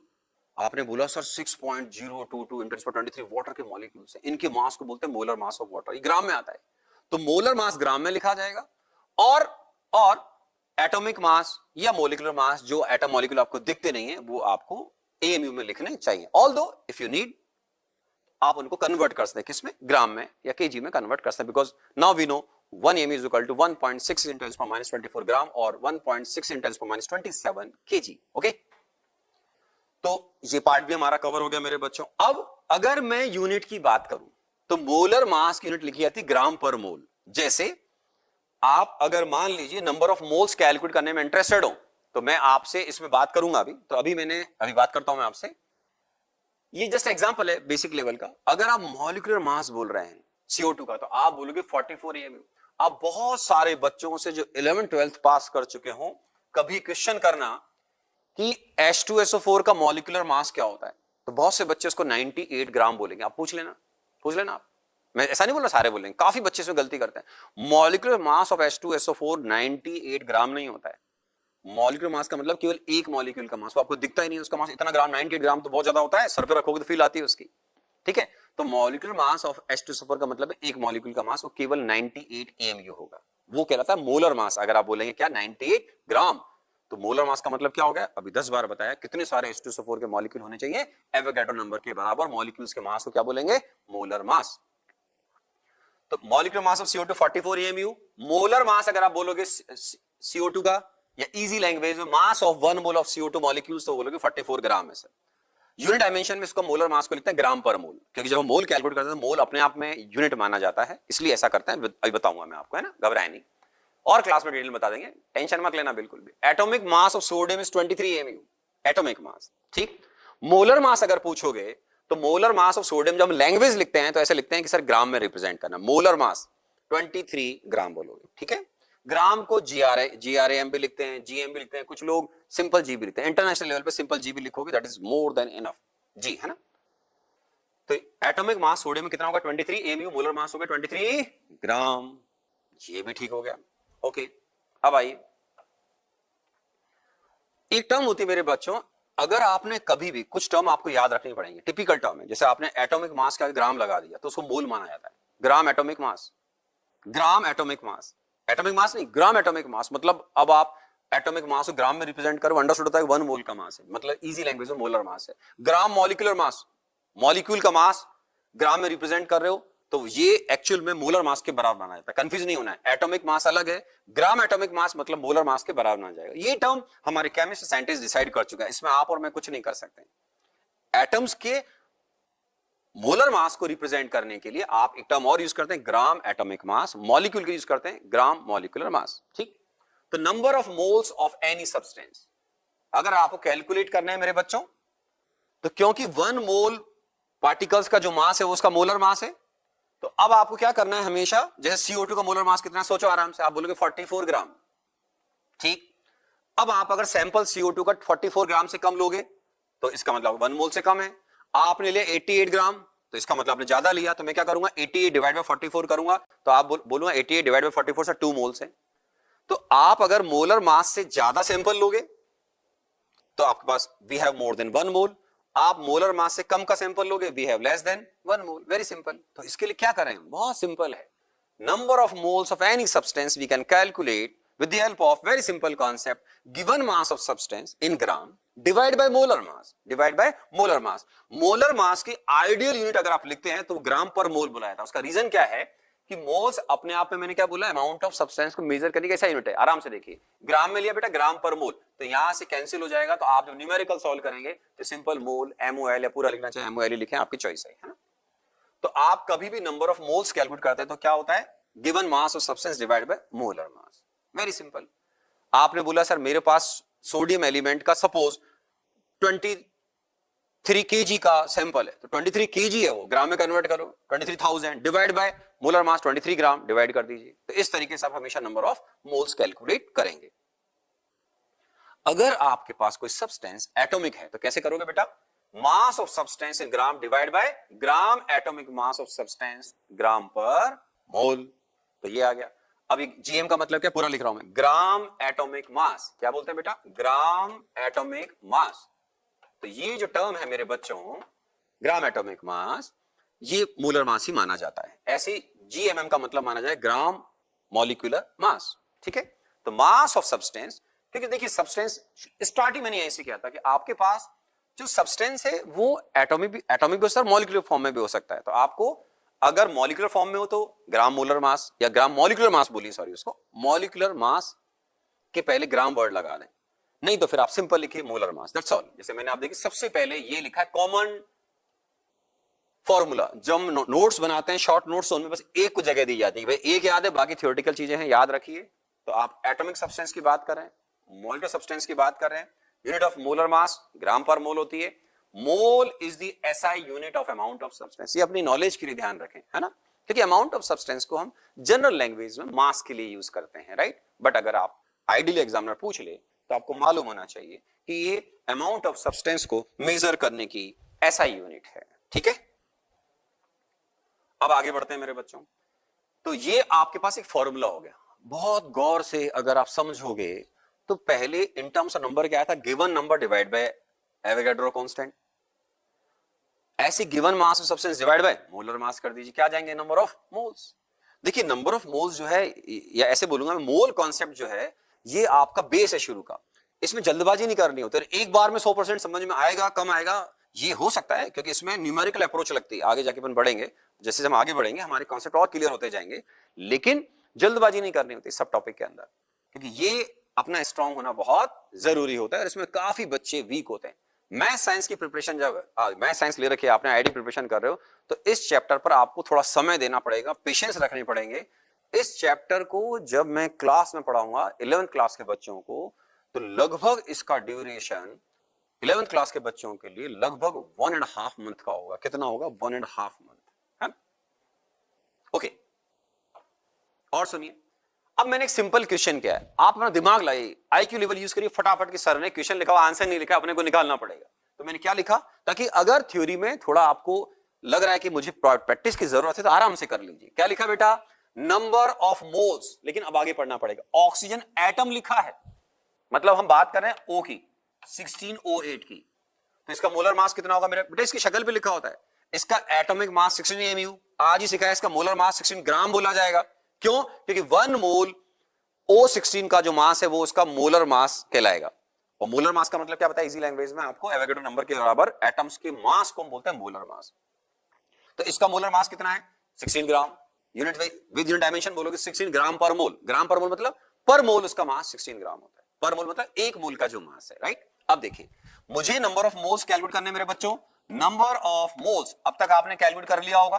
तो number of moles of oxygen atom, तो एग्जाम में सिली मिस्टेक नहीं करनी है। ये एटम लिखा हुआ है, मतलब आपके माइंड में क्या चलेगा, O2 नहीं चलना चाहिए। ये बहुत से बच्चे सिली मिस्टेक करते हैं मेरे बच्चों, ठीक है। तो ये कितना हो जाएगा बेटा, 18 gram, I am sorry, 80 gram divide by कितना लिखोगे बेटा 16 ग्राम पर मोल। ये इसकी आइडियल यूनिट लिख रहा हूं। तो ग्राम से ग्राम कैंसिल होगा मेरे बच्चों, मोल को आप ऊपर ले जाइए आराम से। Now we can write 5 moles, very simple. तो मेरे पास 5 मोल ऑक्सीजन के एटम होंगे। अगर मैं मॉलिक्यूल पूछता मेरे बच्चों, मान लीजिए तो फिर आपको उस हिसाब से बात करनी पड़ती, ठीक है ना। तो आपको फिर मालूम होना चाहिए कि एटॉमिक मास अगर 16 है तो मॉलिक्यूलर, अगर मॉलिक्यूलर मास की बात करोगे फिर सैंपल उसका ले रहे हो, किसका ले रहे हो आपको बताना पड़ेगा। तो यहां पर मेरे पास आपने जो सैंपल दिया था ऑक्सीजन का वो 80 ग्राम था, तो मैंने गिवन मास को सीधा सीधा जिसके आप एटम्स पूछ रहे हो मैं उसी से डिवाइड करूंगा, 60 से डिवाइड करूंगा। Very simple, very simple. अगर आप नाइट्रोजन बोलते तो गिवन सैंपल, गिवन वेट को या गिवन मास को, मैं हमारे यहाँ वेट और मास को एक ही तरीके ट्रीट करना होता है जब आप मोल कॉन्सेप्ट में कैलकुलेशन कर रहे होते हैं। वेट बोलिए मास बोलिए सिमिलर माना जाता है, राइट। अगर आपको सैंपल का मास दे रखा और नाइट्रोजन एटम बोलेगा तो आपको डिवाइड बाय 14 करना पड़ेगा। अगर वो number of moles of N2 molecules बोलेगा मेरे बच्चों तो आपको given mass of sample of nitrogen divide by 28 करना पड़ेगा। जैसे अगर ऑक्सीजन का सैंपल लोगे, मॉलिक्यूलर ऑक्सीजन का सैंपल लोगे तो फिर आपको 80 या जो भी वॉट एवर मास है डिवाइड बाय 32 करना पड़ेगा, है ना। इसका बहुत ध्यान रखें। और देखो मेरे बच्चों, calculate number of moles of electron in 4 gram of O2 minus. तो आप फर्स्ट टाइम पढ़ रहे हैं, अगर आपको नहीं आता है तो मैं आपकी हेल्प कर रहा हूं। 8O16 आइसोटोप होता है इसका स्टेबल, ये आप धीरे धीरे सीख जाओगे अपना। बहुत इनऑर्गेनिक केमिस्ट्री पढ़ोगे, प्योरिटी प्रॉपर्टीज पढ़ोगे, पीरियड टेबल पढ़ोगे, इधर मोल में पढ़ोगे, बहुत सारी जगह। और आईआईटी में अच्छी बात क्या होती है मेरे बच्चों कि आपको इनफैक्ट एटॉमिक नंबर वगैरह या I am sorry atomic mass दे दिए जाते हैं एग्जाम में, तो अच्छी बात है। लेकिन फिर भी मैं ऐसा बोलता हूं कि आप बहुत फेमस एटलीस्ट 1 से लेकर 30 तक अगर याद करेंगे ज्यादा अच्छा रहेगा, धीरे धीरे, है ना। पर दे देते हैं आईआईटी में। तो अब क्या है, लैंग्वेज पढ़ना पड़ेगा। नंबर ऑफ मोल्स पूछे मेरे बच्चों तो आराम आराम से देखिए। अगर मुझे इसमें नंबर ऑफ मोल्स निकालने, बेस्ट तरीका क्या है, आप मुझसे सुन रहे हो, अच्छा है कि आप पेपर पे फटाफट रफ में कैलकुलेट करो, वीडियो पॉज करके फटाफट कैलकुलेट कर लो, कितनी देर लगे, इजी कैलकुलेशन है।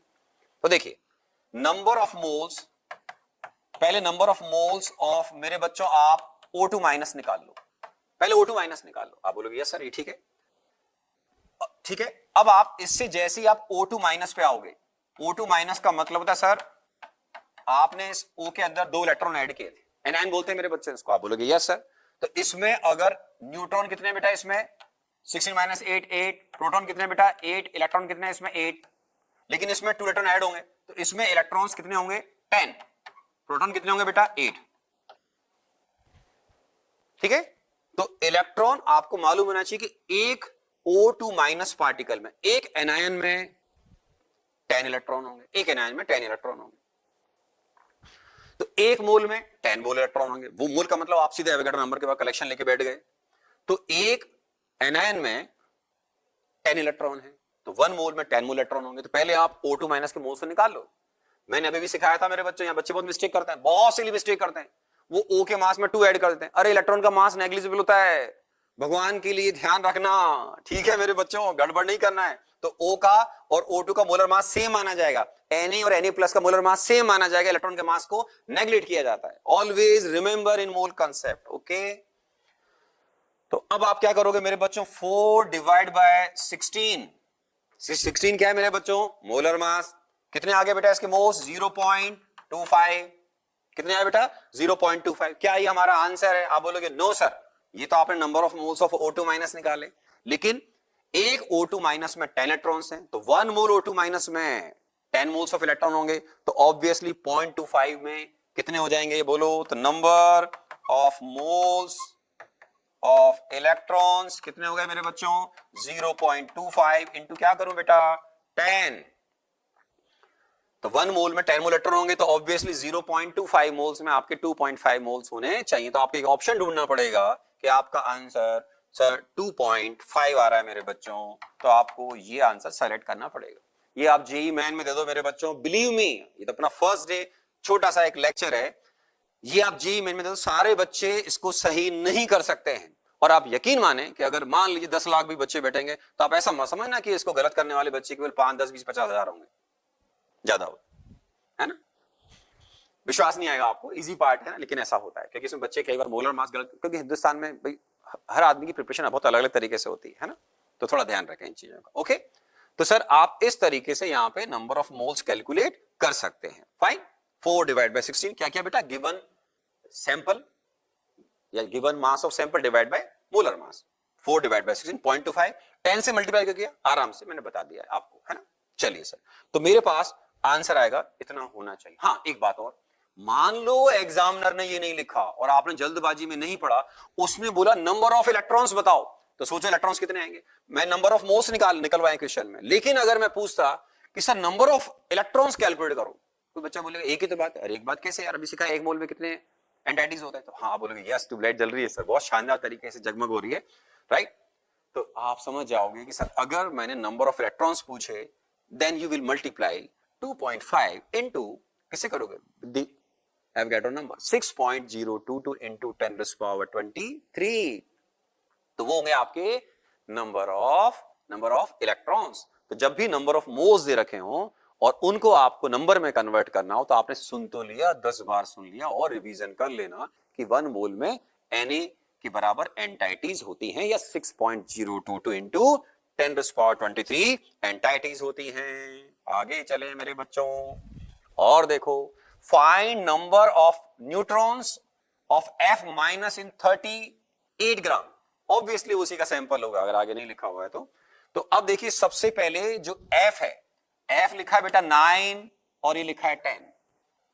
आप बोलोगे ठीक है सर, इसमें number of protons, sorry number of protons अगर बोल रहे हैं अपन, तो नंबर ऑफ जो प्रोटॉन्स हैं वो आपके 9 हैं। इसमें नंबर ऑफ इलेक्ट्रॉन्स भी 9 होंगे। Number of protons number of electrons के बराबर होते हैं मेरे बच्चों न्यूट्रल पार्टिकल में, तो 9 हो जाएंगे। लेकिन आप बोल रहे हो F माइनस एनायन हो गया, इसीलिए मैं बेसिक्स पे बहुत ध्यान देता हूं शुरू में, building upon solid foundation, second time बोल रहा हूं। हर चैप्टर की स्टार्टिंग में बहुत स्लो करता हूं। केमिस्ट्री में हम लोग बच्चे को बिल्कुल 0 से 100 तक ले जाने बिलीव करते हैं। अब उसकी ये श्रद्धा है, उसकी एबिलिटी है, उसका कंसंट्रेशन का लेवल कितना, उसके अकॉर्डिंग वो 0 से 100 तक हम तो ले जाएंगे, वो कहां तक पहुंच पाता है ये उसका एफर्ट लगाने पड़ेंगे, ठीक है। तो बेटे F माइनस एनायन हो गया, तो इसका मतलब इसमें नंबर ऑफ इलेक्ट्रॉन्स एक ज्यादा होना चाहिए, तो 9 + 1 10 होना चाहिए। फाइन, अब 38 ग्राम में निकालना है, तो आप रफ में कैलकुलेट करो फटाफट और चेक करो कि भाई मेरे साथ में आपका आंसर करेक्ट आ रहा है या नहीं आ रहा है मेरे बच्चों। तो सबसे पहले number of moles of F minus लिखो मेरे बच्चों। तो आप बोलोगे 38 डिवाइड बाय 19। 19 क्या है बेटा, 19 gram is the molar mass, ठीक है। मोलर मास मतलब 1 मोल का मास, वो 19 ग्राम होना चाहिए। सॉरी मैंने 10 लिख रखा था, आई एम सॉरी, 19 होता है ना। तो इसमें प्रोटॉन ये है, न्यूट्रॉन्स ये हैं। अगर मैं न्यूट्रॉन्स पूछा तो 19 माइनस 9 10 इसमें न्यूट्रॉन्स होते। पूछा है क्या, हाँ न्यूट्रॉन्स पूछा, मजा आएगा भी तो, वाह वाह। तो ठीक है, तो नंबर ऑफ न्यूट्रॉन्स भी लिखता हूं मैं आपको, इसमें नंबर ऑफ न्यूट्रॉन्स होंगे सर 10, 19 माइनस 9 10 इसमें न्यूट्रॉन्स होने चाहिए। ओके, तो आपने सबसे पहले number of moles of F minus निकाल लिए। आप बोलोगे हाँ सर निकाल लिए। अब तुम number of moles of neutrons निकाल लो मेरे बच्चों, न्यूट्रॉन्स। तो आप बोलोगे सर ये आपके पास 2 मोल्स आए थे, आपके पास एक एनायन में 10 इलेक्ट्रॉन्स हैं, तो 1 मोल F माइनस में 10 मोल्स इलेक्ट्रॉन्स होंगे और साथ में 10 मोल्स ऑफ न्यूट्रॉन्स होंगे। प्रोटॉन उसमें 9 है, प्रोटॉन की पूछा ही नहीं, न्यूट्रॉन पूछा है, इलेक्ट्रॉन जो भी पूछता है एग्जामिनर, हमारे यहाँ पे हाल फिलहाल न्यूट्रॉन्स पूछा हुआ है। तो 1 मोल F minus is containing 10 moles of electron. तो आप यहां क्या कर दें, 10 2 इंटू 10 कितना हो गया मेरे बच्चों, 20। अब सोचो क्या ये आंसर है, सोचना है। मैंने क्या पूछा था, देखो नंबर ऑफ न्यूट्रॉन्स, मोल्स नहीं पूछा है मेरे बच्चों। तो in this case we can calculate number of neutrons, we can calculate 20 into 6.022 into 10⁻23। Exam में हो सकता है एग्जाम शॉर्टकट में आपको 20 into n भी लिख सकता है वो, है ना, तो कई बार ऑथर ऐसे शॉर्टकट में लिख देते हैं। तो ये आपके नंबर ऑफ न्यूट्रॉन्स आएंगे। बेटे नंबर ऑफ मोल्स है, ये नंबर पे आ गए, ठीक। तो आपको ध्यान रखना है, मोल्स को जब भी नंबर में कन्वर्ट करोगे तो एवोगाड्रो नंबर को आपको यूज करना आना चाहिए, ठीक। तो ये क्वेश्चन और हो गया मेरे बच्चों, और सुन लीजिए, फाइंड नंबर ऑफ इलेक्ट्रॉन्स। अभी गलत नहीं होना चाहिए, ठीक है, आप सोल्व करो इसको फटाफट। तो 30 ग्राम Mg2+ है, ओके, मैग्नीशियम अगर आपको अभी नहीं मालूम है, आपकी हेल्प करता हूं। इस मैग्नीशियम में जब हम बात करते हैं, वाह, तो ये 24 होता है,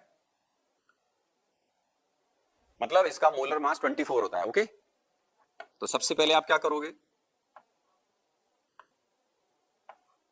वाह कुछ प्रॉब्लम आ रही है बोर्ड पे, तो नंबर ऑफ मोल्स निकाल लेंगे अपन 36। ये ऑनलाइन है, कुछ डिसएडवांटेज जो आप सामने देख रहे हैं, कभी कभी ऐसा हो जाता है फ्लक्चुएशन वगैरह की, वैसे बोर्ड पे कुछ प्रॉब्लम होती है कभी कभी, तो ऐसे टाइम पे आराम से टेंशन ना करें। 36 डिवाइड बाय 24, ठीक है, तो बेटा ये आ जाएगा 1.5 मोल्स। तो ये तो आगे number of moles of Mg2+। आप बोलोगे ये भी ठीक है सर। अब सवाल उठता है क्या ये आंसर है? आंसर कहां से आ जाएगा? पहली बात तो ये नंबर ऑफ इलेक्ट्रॉन्स पूछ रहे हो आप, तो इलेक्ट्रॉन्स में तो मोल्स को पहले कन्वर्ट करना पड़ेगा, तो पहले मोल्स निकाल लूं, तो number of moles of electrons, ठीक है मेरे बच्चों। तो अब देखो मैग्नीशियम होता है 12 Mg12, आप अगर Mg2+ की बात करोगे तो मेरे बच्चों इसमें इलेक्ट्रॉन्स 2 कम हो गए, कैटायन है, डबल चार्ज इसके ऊपर, तो इसका मतलब ये कैसे बना होगा, ये Mg converting into Mg2+ plus 2 electron, तो इसमें इलेक्ट्रॉन 2 कम करो बेटा, तो इसमें नंबर ऑफ न्यूट्रॉन्स होंगे 12, प्रोटॉन्स होंगे 12, लेकिन इलेक्ट्रॉन अब इसमें हो जाएंगे 10। क्यों? क्योंकि कैटायन है, डबल चार्ज के ऊपर 2 यूनिट 2+। तो अब आपको समझ में आएगा कि सर मेरे पास जो 1.5 आपने मोल्स बोला मैग्नीशियम का, मैंने आराम आराम से उसके नंबर ऑफ मोल्स कैलकुलेट कर लिए सर, ये आए सर 1.5, लेकिन अभी भी ये आंसर नहीं आ रहा है। तो ये 1.5 आराम आराम से देखो, 1.5 इंटू 10, तो ये आ गया मेरे बच्चों 15। ठीक, सवाल ये उठता है कि क्या ये आंसर है, तो आपको फिर चेक करना पड़ेगा कि लिखा क्या है। आपने number of moles of electron नहीं पूछे, आपने नंबर ऑफ इलेक्ट्रॉन्स पूछे। So now we can calculate number of electrons 15 into N कर दें या 6.02 10⁻23 कर दें। तो कुछ ऑथर कई बार शॉर्टकट में ऐसे यूज भी करते हैं, तो अपन इसको आंसर टिक मारेंगे एग्जाम में, इस तरीके से लिखा हुआ है, ठीक है ना। तो 15 इंटू एन कर दें या 15 इंटू दिस, ये नंबर्स आप निकाल रहे हैं, तो और एप्रोप्रिएट आंसर अगर वो आपसे कैलकुलेशन करवाएगा नहीं करवाएगा मुझे पता नहीं, शॉर्टकट वो कई बार ऐसे यूज करते हैं, कई बार नहीं करते हैं, तो आपकी चॉइस है, आपकी चॉइस नहीं, सॉरी एग्जामिनर की चॉइस है, ठीक है। तो ये भी एक इजी प्रॉब्लम है, ये फंडामेंटल प्रॉब्लम है ये, तो जो आपको आने चाहिए। अब इंपॉर्टेंट टर्म, कुछ इंपॉर्टेंट टर्म होती है मेरे बच्चों, जैसे आपको सुननी पड़ेंगी, याद करनी पड़ेंगी, बिकॉज डिफाइन ही ऐसे हैं। जैसे एक लिखा बेटा 1 ग्राम एटम, आप बोलोगे है एटम के पहले जी लिखा हुआ है, यस, जी का मतलब ग्राम, पूरा शॉर्टकट में हम जी से रिप्रेजेंट करते हैं। तो 1 ग्राम एटम, ये 1 एटम नहीं है मेरे बच्चों, या 1 ग्राम नहीं, 1 ग्राम तो मास हो गया, 1 एटम मतलब आपका एक ही एटम है। 1 ग्राम एटम का मतलब उसका 1 मोल माना जाता है, ये स्टैंडर्ड टर्म है, हालांकि बहुत ज्यादा फेमस नहीं है, लेकिन यस एग्जाम में काम आ सकती है या यूज आ सकती है। तो 1 ग्राम एटम का मतलब है 1 मोल ऑफ एटम। अगर कहीं 1 ग्राम मॉलिक्यूल लिखा होगा तो इसका मतलब आपके पास उस मॉलिक्यूल का 1 मोल है। 1 gram molecule, 1 mole of that particular molecule. 1 gram ion, 1 mole of ion. तो जहां आयन, कैटायन, या जो सॉरी कैटायन नहीं, आयन, कैटायन नहीं लिखते हैं इसमें, आयन के आगे जी लगा रखा है, एटम के आगे जी या मॉलिक्यूल के आगे जी लगा रखा है, तो स्टैंडर्ड टर्म होती है जी, आराम से स्टैंडर्ड टर्म है 1। कुछ ऑथर ऐसे लिख देते हैं 1 GM एटम, ऐसे भी लिखते हैं, बेस्ट है बिल्कुल, नोटेशन इंटरनेशनल यूज करो, 1 ग्राम एटम 1 मोल, इजी ले 1 मोल। एग्जांपल कोड कर रहा हूं, 5 ग्राम एटम ऑफ नाइट्रोजन। अब आपको सोचना है, मैंने देखो मिटा रखा है कि आप क्या समझे। 5 ग्राम एटम, अब ग्राम एटम तो आपने अभी सुना कि सर मोल है, तो इसका मतलब मैं 5 मोल की बात कर रहा हूं, लेकिन अब नाइट्रोजन पे आपने ध्यान नहीं दिया, तो नाइट्रोजन का मैं आप सोचोगे एटॉमिक फॉर्म, स्टार्टिंग में बोला था मैंने कि एलिमेंट आपका जो है वो एटॉमिक और मॉलिक्यूलर दोनों फॉर्म में एग्जिस्ट करता है, N और N2। तो अब मैंने बोला 5 ग्राम एटम ऑफ नाइट्रोजन, तो एटम वर्ड आ चुका है, नाइट्रोजन का एटम का मतलब N, तो यहां लिखोगे 5 मोल्स ऑफ N, N2 नहीं लिखोगे, N2 तब लिखना है जब लिखा हो ग्राम मॉलिक्यूल। जैसे देखो 3 ग्राम molecule of nitrogen, 3 mole of, आप अपने आप लिखोगे 3 मोल्स ऑफ N2, N2 क्या है बेटा? मॉलिक्यूल। तो ग्राम मॉलिक्यूल का मतलब ये होता है। Gram ion, carbonate, sulphate, phosphate, कुछ भी लिखा हुआ एग्जाम में, 6 gram ion of carbonate means we have 6 mole of carbonate ion. ये कुछ टर्म है जिसमें आपको हमको याद रखना पड़ता है कि इसका मतलब ये ही होता है, ठीक है ना। तो आपको ये 3 टर्म है वो स्पेशली याद करनी चाहिए। Fine. Now next, calculate weight of, very interesting.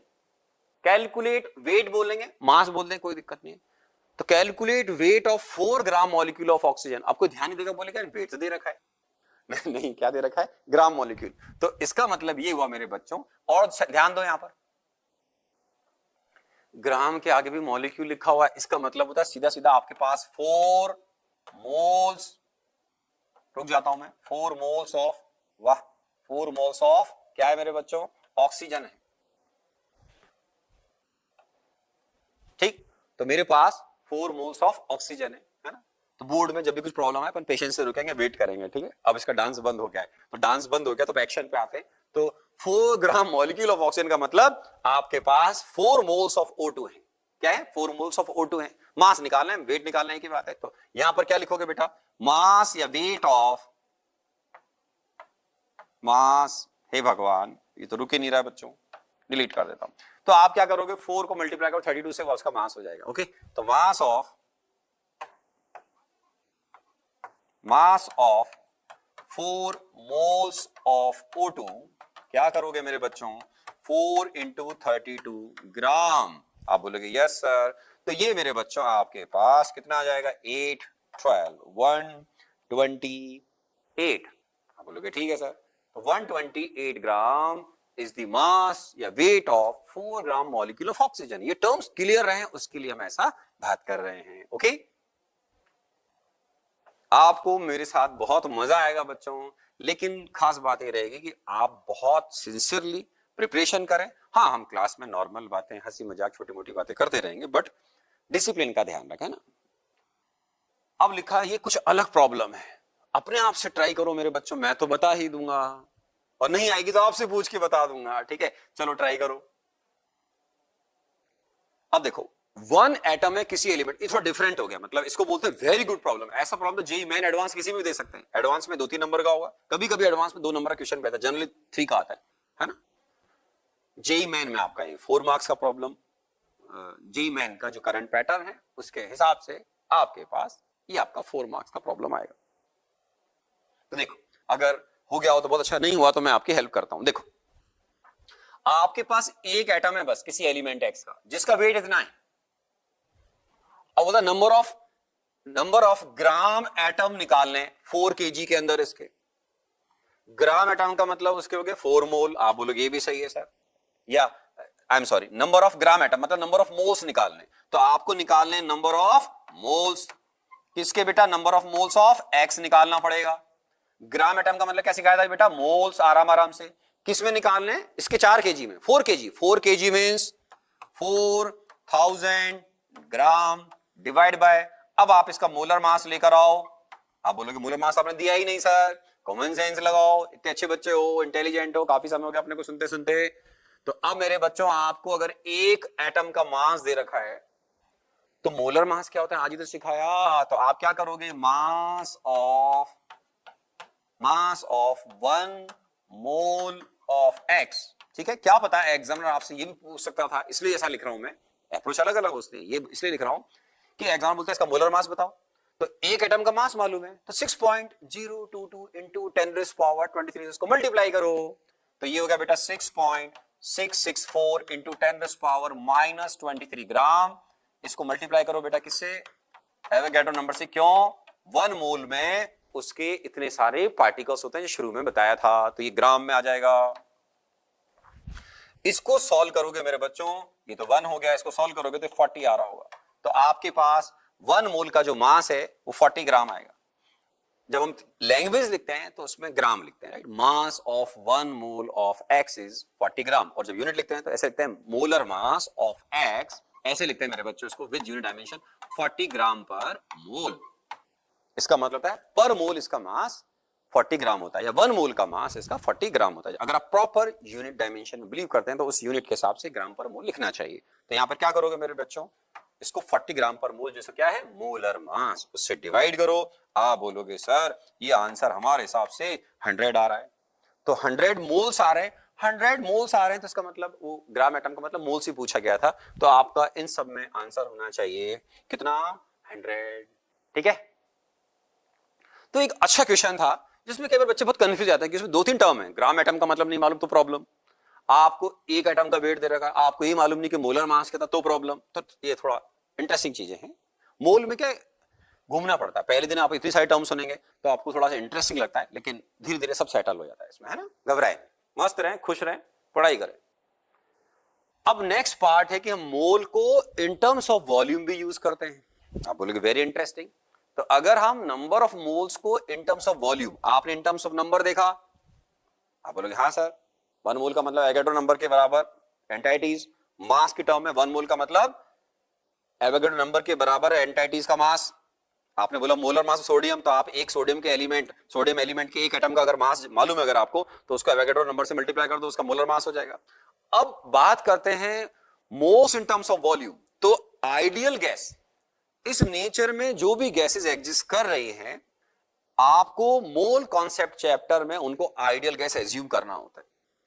Ideal gas क्या होता है एक्चुअल में, ये आपको गैसेस स्टेट पूरा चैप्टर 11th क्लास में हमारा फिजिक्स में ही पढ़ोगे और हमारे केमिस्ट्री के अंदर भी काफी डिटेल में पढ़ोगे। तो यहां पर कोई भी गैस होगी उसका मतलब आपको आइडियल गैस निकालना है, और वो ऐसी गैस होगी जो इस इक्वेशन को फॉलो करती है, ये मस्ट है। बाकी आपको चार्ल्स बॉयस लॉ वगैरह, गैलुसिक वगैरह, वो हम गैसेस स्टेट में आराम से पढ़ेंगे, है ना। तो इक्वेशन याद रखना बेटा, PV is equal to NRT. जैसे कोई कंटेनर है मेरे बच्चों, इस कंटेनर में आइडियल गैस भरी हुई है, तो आइडियल गैस की जो मॉलिक्यूल कंटेनर की वॉल पर जो प्रेशर एक्सर्ट करेंगे उसको बोलते हैं प्रेशर ऑफ आइडियल गैस। क्या बोलते हैं बेटा? Pressure of ideal gas. ठीक है। V जो है इसको बोलते हैं मेरे बच्चों volume of ideal gas. Ideal gas का मेरे बच्चों वॉल्यूम एग्जाम में दे रखा हो, नहीं तो इसको हम सिंपल लैंग्वेज में वॉल्यूम ऑफ वेसल बोलते हैं, वॉल्यूम ऑफ वेसल बोलते हैं। रीजन क्या होता है बेटा? गैस को जितने भी लार्ज वेसल में आप छोड़ देंगे वो एंटायर वेसल को ऑक्यूपाई कर लेती है। बहुत इजी लैंग्वेज में, मैं अभी एक रूम के अंदर खड़ा हूं, आप इसमें मान लीजिए हाइड्रोजन गैस का बैलून फोड़ देंगे तो वो सब जगह फैलना शुरू हो जाएगा। तो किसी भी आइडियल गैस के वॉल्यूम का मतलब था उसके कंटेनर का वॉल्यूम जिसमें वो स्प्रेड हो जाता है, या उसके लिए जो अवेलेबल वॉल्यूम है। तो इसको हम ऐसे बोलते हैं कि entire room is available.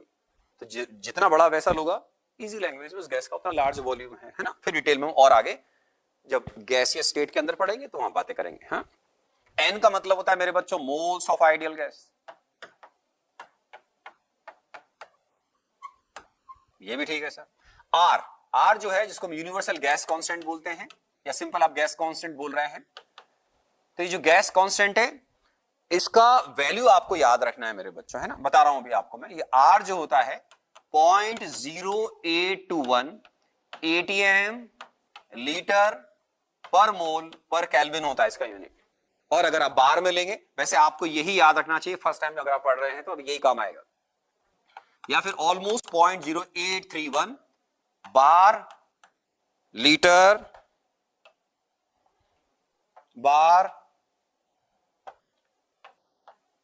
Litre पर मोल पर केल्विन।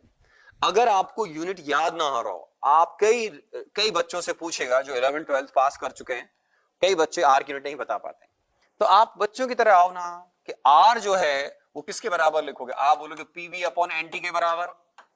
प्रेशर एटीएम में, वॉल्यूम सपोज लीटर में ले रहे हैं आप, मोल्स एन हो गया, टी टेम्परेचर हो गया, तो यूनिट अपने आप आ गया ना बेटा। Pressure in ATM, volume in litre, N का मतलब मोल्स, टी का मतलब टेम्परेचर इन केल्विन। तो यूनिट क्या हो गया? एटीएम लीटर डिवाइड बाय क्या लिखा? मोल इनटू केल्विन, मतलब एटीएम लीटर पर मोल पर केल्विन बोलते हैं इसको हम, है ना। तो और भी यूनिट होती है, लेकिन अभी यही यूनिट आपको याद रखनी है। जब आप प्रेशर बार में लेंगे तो आप इसको यूज कर लेना, जब आप एटीएम प्रेशर लेंगे तो इसको यूज कर लेना, या फिर आपको मैं अभी एटीएम और बार के बीच में डिफरेंस बता दूंगा। तो ये आर आ गया। टी क्या है बेटा? Temperature of gas. आपको ध्यान रखना है हमेशा जब भी आप PV is equal to NRT लगाओगे, whenever we apply PV is equal to NRT, temperature must be in kelvin, kelvin में होना चाहिए। तो अगर आपको टेम्परेचर कभी भी केल्विन में निकालना हो तो अधिकतर समय आपको टेम्परेचर डिग्री सेंटीग्रेड में दिया होता है, तो राउंड फिगर में उसको आपको इस चैप्टर में हमेशा 273 को ऐड करना होता है। अगर आपको टेम्परेचर किस में प्रोवाइडेड है? डिग्री सेंटीग्रेड में है। तो you must remember whenever we use temperature in calculation, must be in Kelvin. How we can convert Kelvin? Yeah, how we can convert Kelvin into degree centigrade or degree centigrade into Kelvin? आपको 273 के figure को याद रखना है। क्या पता exam में बोले कि आप मुझे पहले आपने पीवी गोल्डन आरटी निकाल लिया, आपसे उसने टी निकलवाया, लेकिन उससे पूछा टी निकालो केल्विन में, तो आप लगाओ पीवी गोल्डन आरटी, और आप ये यूज कर ही रहे हो, तो टेम्परेचर केल्विन में आएगा। केल्विन को डिग्री सेंटीग्रेड में कन्वर्ट करने के लिए करना पड़ेगा। ठीक है, रिवर्स क्या है, अगर आप ये फॉर्मूला लगा रहे हैं तो टी अगर एग्जाम में दिया जाएगा, आपको मान लो मोल्स निकालने, प्रेशर वॉल्यूम कुछ निकालना, टेम्परेचर को आपको हमेशा केल्विन में यहां पे यूज करना पड़ेगा, ये बोल रहा हूं बेटा, है ना। तो ये भी ठीक है। अब इसमें जो प्रेशर है, प्रेशर अगर आप आर की वैल्यू जो फर्स्ट है, जनरली हम ये यूज करते हैं मेरे बच्चों, तो आप अगर आर की वैल्यू यूज करोगे 0.0821, तो इसका मतलब होता है प्रेशर को जो है वो एटीएम में ले रहे हैं। किस में ले रहे हैं? एटीएम में ले रहे हैं। 1 एटीएम प्रेशर, 1 एटीएम प्रेशर आप आगे जाके पढ़ोगे मेरे बच्चों, ये 76 centimetre of Hg mercury column के बराबर होता है, या 760 mm ऑफ एचजी के बराबर होता है, या 1 एटीएम अगर आपने पास्कल वगैरह पढ़ा होगा तो ये, या न्यूटन पर मीटर स्क्वायर अगर आपने पढ़ा हो तो 101,325, ठीक है, पास्कल के बराबर होता है। ओके, और एक होता है 1 बार। 1 बार मेरे बच्चों बिल्कुल एग्जैक्टली 10⁵ पास्कल के बराबर होता है। ठीक है, तो इससे अगर आप देखोगे तो मैं इसको 1.01325 इंटू 10⁵ पास्कल लिख सकता हूं।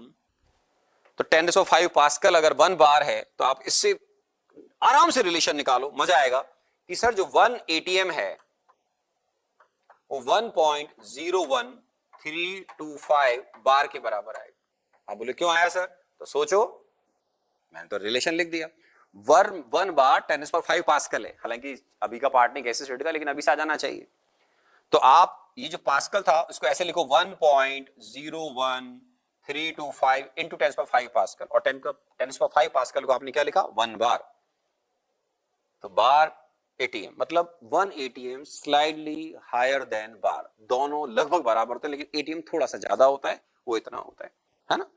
और वॉल्यूम जो है मेरे बच्चों, ये जनरली लीटर में लिया जाता है। किस में लिया जाता है? इन लीटर लिया जाता है ना। तो आपको वॉल्यूम जनरली हम लीटर में लेते हैं मेरे बच्चों। ओके, जनरली ये आपकी चॉइस भी हो सकती है एग्जाम में। एग्जामिनर आपको जब यहां पे बात करेगा तो वॉल्यूम ऑफ आइडियल गैस मान लो आपने लीटर में ले रखा है,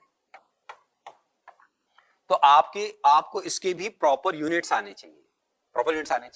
जैसे 1 मीटर क्यूब होता है मेरे बच्चों, ठीक है, तो 1 मीटर क्यूब जो है वो 1000 लीटर के बराबर होता है, और जो 1 लीटर है वो 1000 ml के बराबर होता है। ये आपको मालूम होना चाहिए। और 1 ml 1 सेंटीमीटर क्यूब के बराबर होता है ना।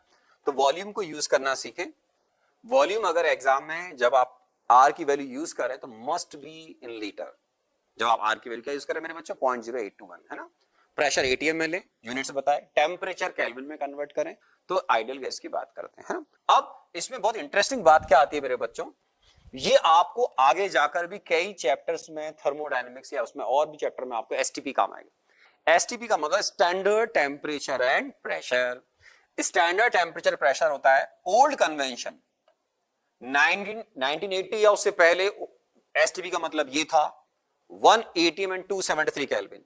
आज की तारीख में न्यू जो कन्वेंशन है उसके अकॉर्डिंग ये है 1 बार और 273 केल्विन, ठीक है। तुमको अब, अरे तुम तो 1981 के आसपास ही चेंज हो गया था, आप तो नेक्स्ट सेंचुरी में भाई, तो आपको तो ये याद रखना चाहिए।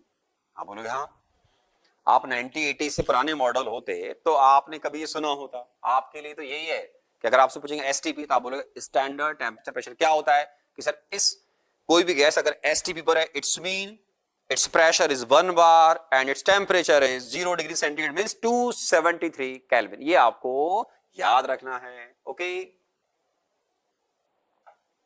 और देखो, अब आपको मैं बड़ी इंटरेस्टिंग बात बताता हूं। क्या? एसटीपी पर जैसे आप जो यहां पे बात कर रहे थे, अगर मैं 1 मोल गैस का वॉल्यूम निकालूं, आराम से देखें, volume of 1 mole ideal gas कहां पे बेटा? at 1 atm and 273 kelvin. आप बोलोगे ठीक है सर, तो अगर आप इस पे कैलकुलेट कर रहे हो, ठीक है ना, तो इस सिचुएशन में वॉल्यूम निकालना है अपने को। ओके, तो V इज इक्वल टू, आप बोलोगे सर nRT अपॉन P। 1 मोल का वॉल्यूम निकालना है मेरे बच्चों।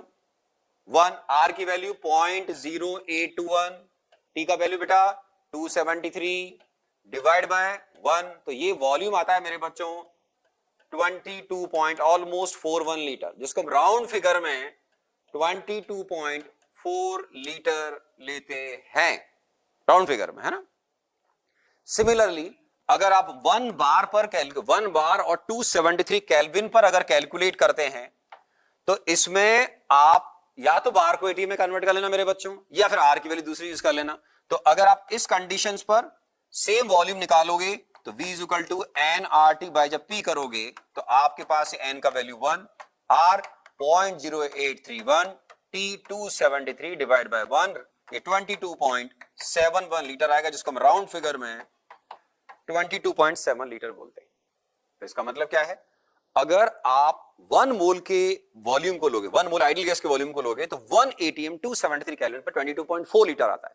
अब बड़ी सिंपल सी बात है कि अगर आप 1 एटीएम और 273 केल्विन पर अगर 22.4 लीटर से कम गैस का वॉल्यूम लोगे, तो अनडाउटेबली आपका उसका 1 मोल से कम होगा। और आपने मान लो किसी आइडियल गैस का वॉल्यूम 100 लीटर ले रखा, मान लो 1 एटीएम और 273 केल्विन पर, तो वो 22.4 से काफी ज्यादा है, तो it's mean we have more than 1 mole of ideal gas. और अगर मैं बोलूंगा आप बेटा मोल्स निकाल बताओ आइडियल गैस के, तो आप बोलोगे 1 मोल का वॉल्यूम 22.4 है।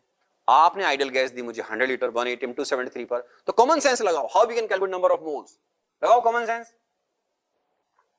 तो आप बोलोगे सर 100 लीटर दिया हुआ है, 1 मोल का वॉल्यूम आपने अभी बताया, तो आप बोलोगे number of moles of ideal gas eight 1 ATM and 273 kelvin. आप कैसे निकालोगे, 100 लीटर डिवाइड बाय 22.4। और यही मान लो प्रॉब्लम में थोड़ा चेंज कर दूं कि आपके पास केवल 2 लीटर आइडियल गैस है 1 बार और 273 केल्विन पर। आप बोलोगे 1 बार 273 केल्विन, राउंड फिगर में उसका वॉल्यूम कितना है 22.7 लीटर, तुमने तो केवल 2 लीटर दिया हुआ है, मैंने आपको 2 लीटर दिया हुआ है, तो आप क्या करोगे, number of moles of ideal gas is equal to volume of ideal gas at कौन सी कंडीशन में दे रखा होगा एग्जामिनर ने, 1 ATM and 1 bar and 273 kelvin. तो आप लिखोगे 2 लीटर जो दे रखा था वॉल्यूम, कहां पर 1 बार और 273 केल्विन डिवाइड बाय 22.7। कंडीशंस को याद रखना, 1 एटीएम और 273 केल्विन अलग बात है, 1 बार एंड 273 केल्विन अलग बात है। तो इसके लिए हम एक बहुत सिंपल कॉन्सेप्ट बना लेंगे कि if we want to calculate number of moles of an ideal gas at 1 atm and 273 Kelvin, number of moles कैसे निकालोगे मेरे बच्चों, given volume of ideal gas in liter, क्योंकि आप डिवाइड बाय 22.4 से डिवाइड करते हो, 22.4 क्या है, लीटर है, तो आप क्या करोगे, volume of ideal gas in litre लिखा हुआ मेरे बच्चों, तो डिवाइड बाय 22.4 करोगे। कंडीशन कौन सी लिखी, 1 एटीएम एंड 273 केल्विन। अगर आपने कंडीशन चेंज की 1 बार और 273 केल्विन, तो फिर आप डिवाइड बाय 22.7 करोगे। क्यों, अभी बताया मैंने कि कंडीशन के अकॉर्डिंग गैस का 1 मोल गैस का वॉल्यूम आता है। ठीक है, अब आप सोचो कि मैंने अगर किसी आइडियल गैस के नंबर ऑफ मोल्स पूछ लिया आपसे, तो मैं आपको वॉल्यूम दे रहा हूं, मान लो मैंने वॉल्यूम दिया बच्चों 11.2 litre of ideal gas eight 1 ATM and 273 kelvin, calculate number of moles. तो आप बोलो कंडीशन चेक करो, सबसे पहले आपने लिखा 1 ATM and 273 kelvin, okay very nice, volume कहते हैं 11.2 divide by 22.4 0.5, very simple moles. और अगर आपको वॉल्यूम दे रखा होगा 1 बार और 273 केल्विन पर, तो आपको 22.7 से डिवाइड करना है मेरे बच्चों।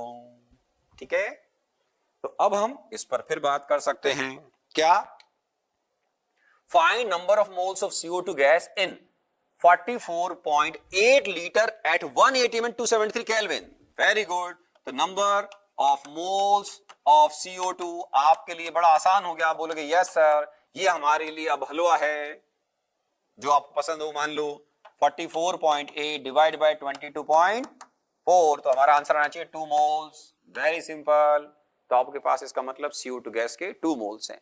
हाँ, एक बात और बहुत अच्छी, तुम ये रट के गए एग्जाम में, सामने वाले एग्जामिनर ने प्रेशर चेंज कर दिया, 1 एटीएम की जगह 2, 3, 4, 5 एटीएम दे दिया, तो आप बोलोगे हे भगवान अब मैं क्या करूं, मैं 2 डेटा याद करके आऊं। Common sense. याद करो तुम बचपन में कितने इंटेलिजेंट थे। आप बोलोगे हाँ मैं इंटेलिजेंट बहुत था बचपन में। तो आप क्या करोगे, उस समय पीवी जुड़न आरटी लगाओ, काहे के लिए पढ़ा था वो। तो आप एन निकालोगे PV upon RT. P pressure of gas, जरूरी थोड़ी कि आपको आइडियल गैस का प्रेशर 180 में 1 बार ही दे रखा हो। टी हमेशा 273 केल्विन हो, ऐसा कोई जरूरी नहीं है। तो फिर उस सिचुएशन हम PV is equal to NRT लगाकर उसके मोल्स कैलकुलेट कर लेंगे। और देखो, find volume of 0.5 moles of hydrogen gas. गौर से देखना बेटा क्या लिखा हुआ है, एट कंडीशंस देखो 1 बार और 273 केल्विन पर 1 मोल का वॉल्यूम कितना होता है आइडियल गैस का। आप बोलोगे अभी पढ़ा था 22.7। तो आपने तो 1 मोल मुझे दिया ही नहीं है। आप बोलोगे हाँ सर बात तो सही है। तो आप क्या करोगे, volume of 0.5 moles of hydrogen gas, ठीक है।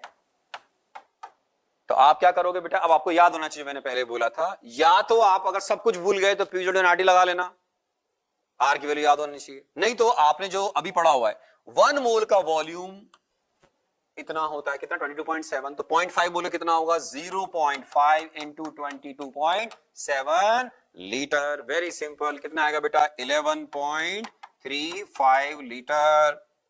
वेरी सिंपल, ठीक है, ये आ जाएगा।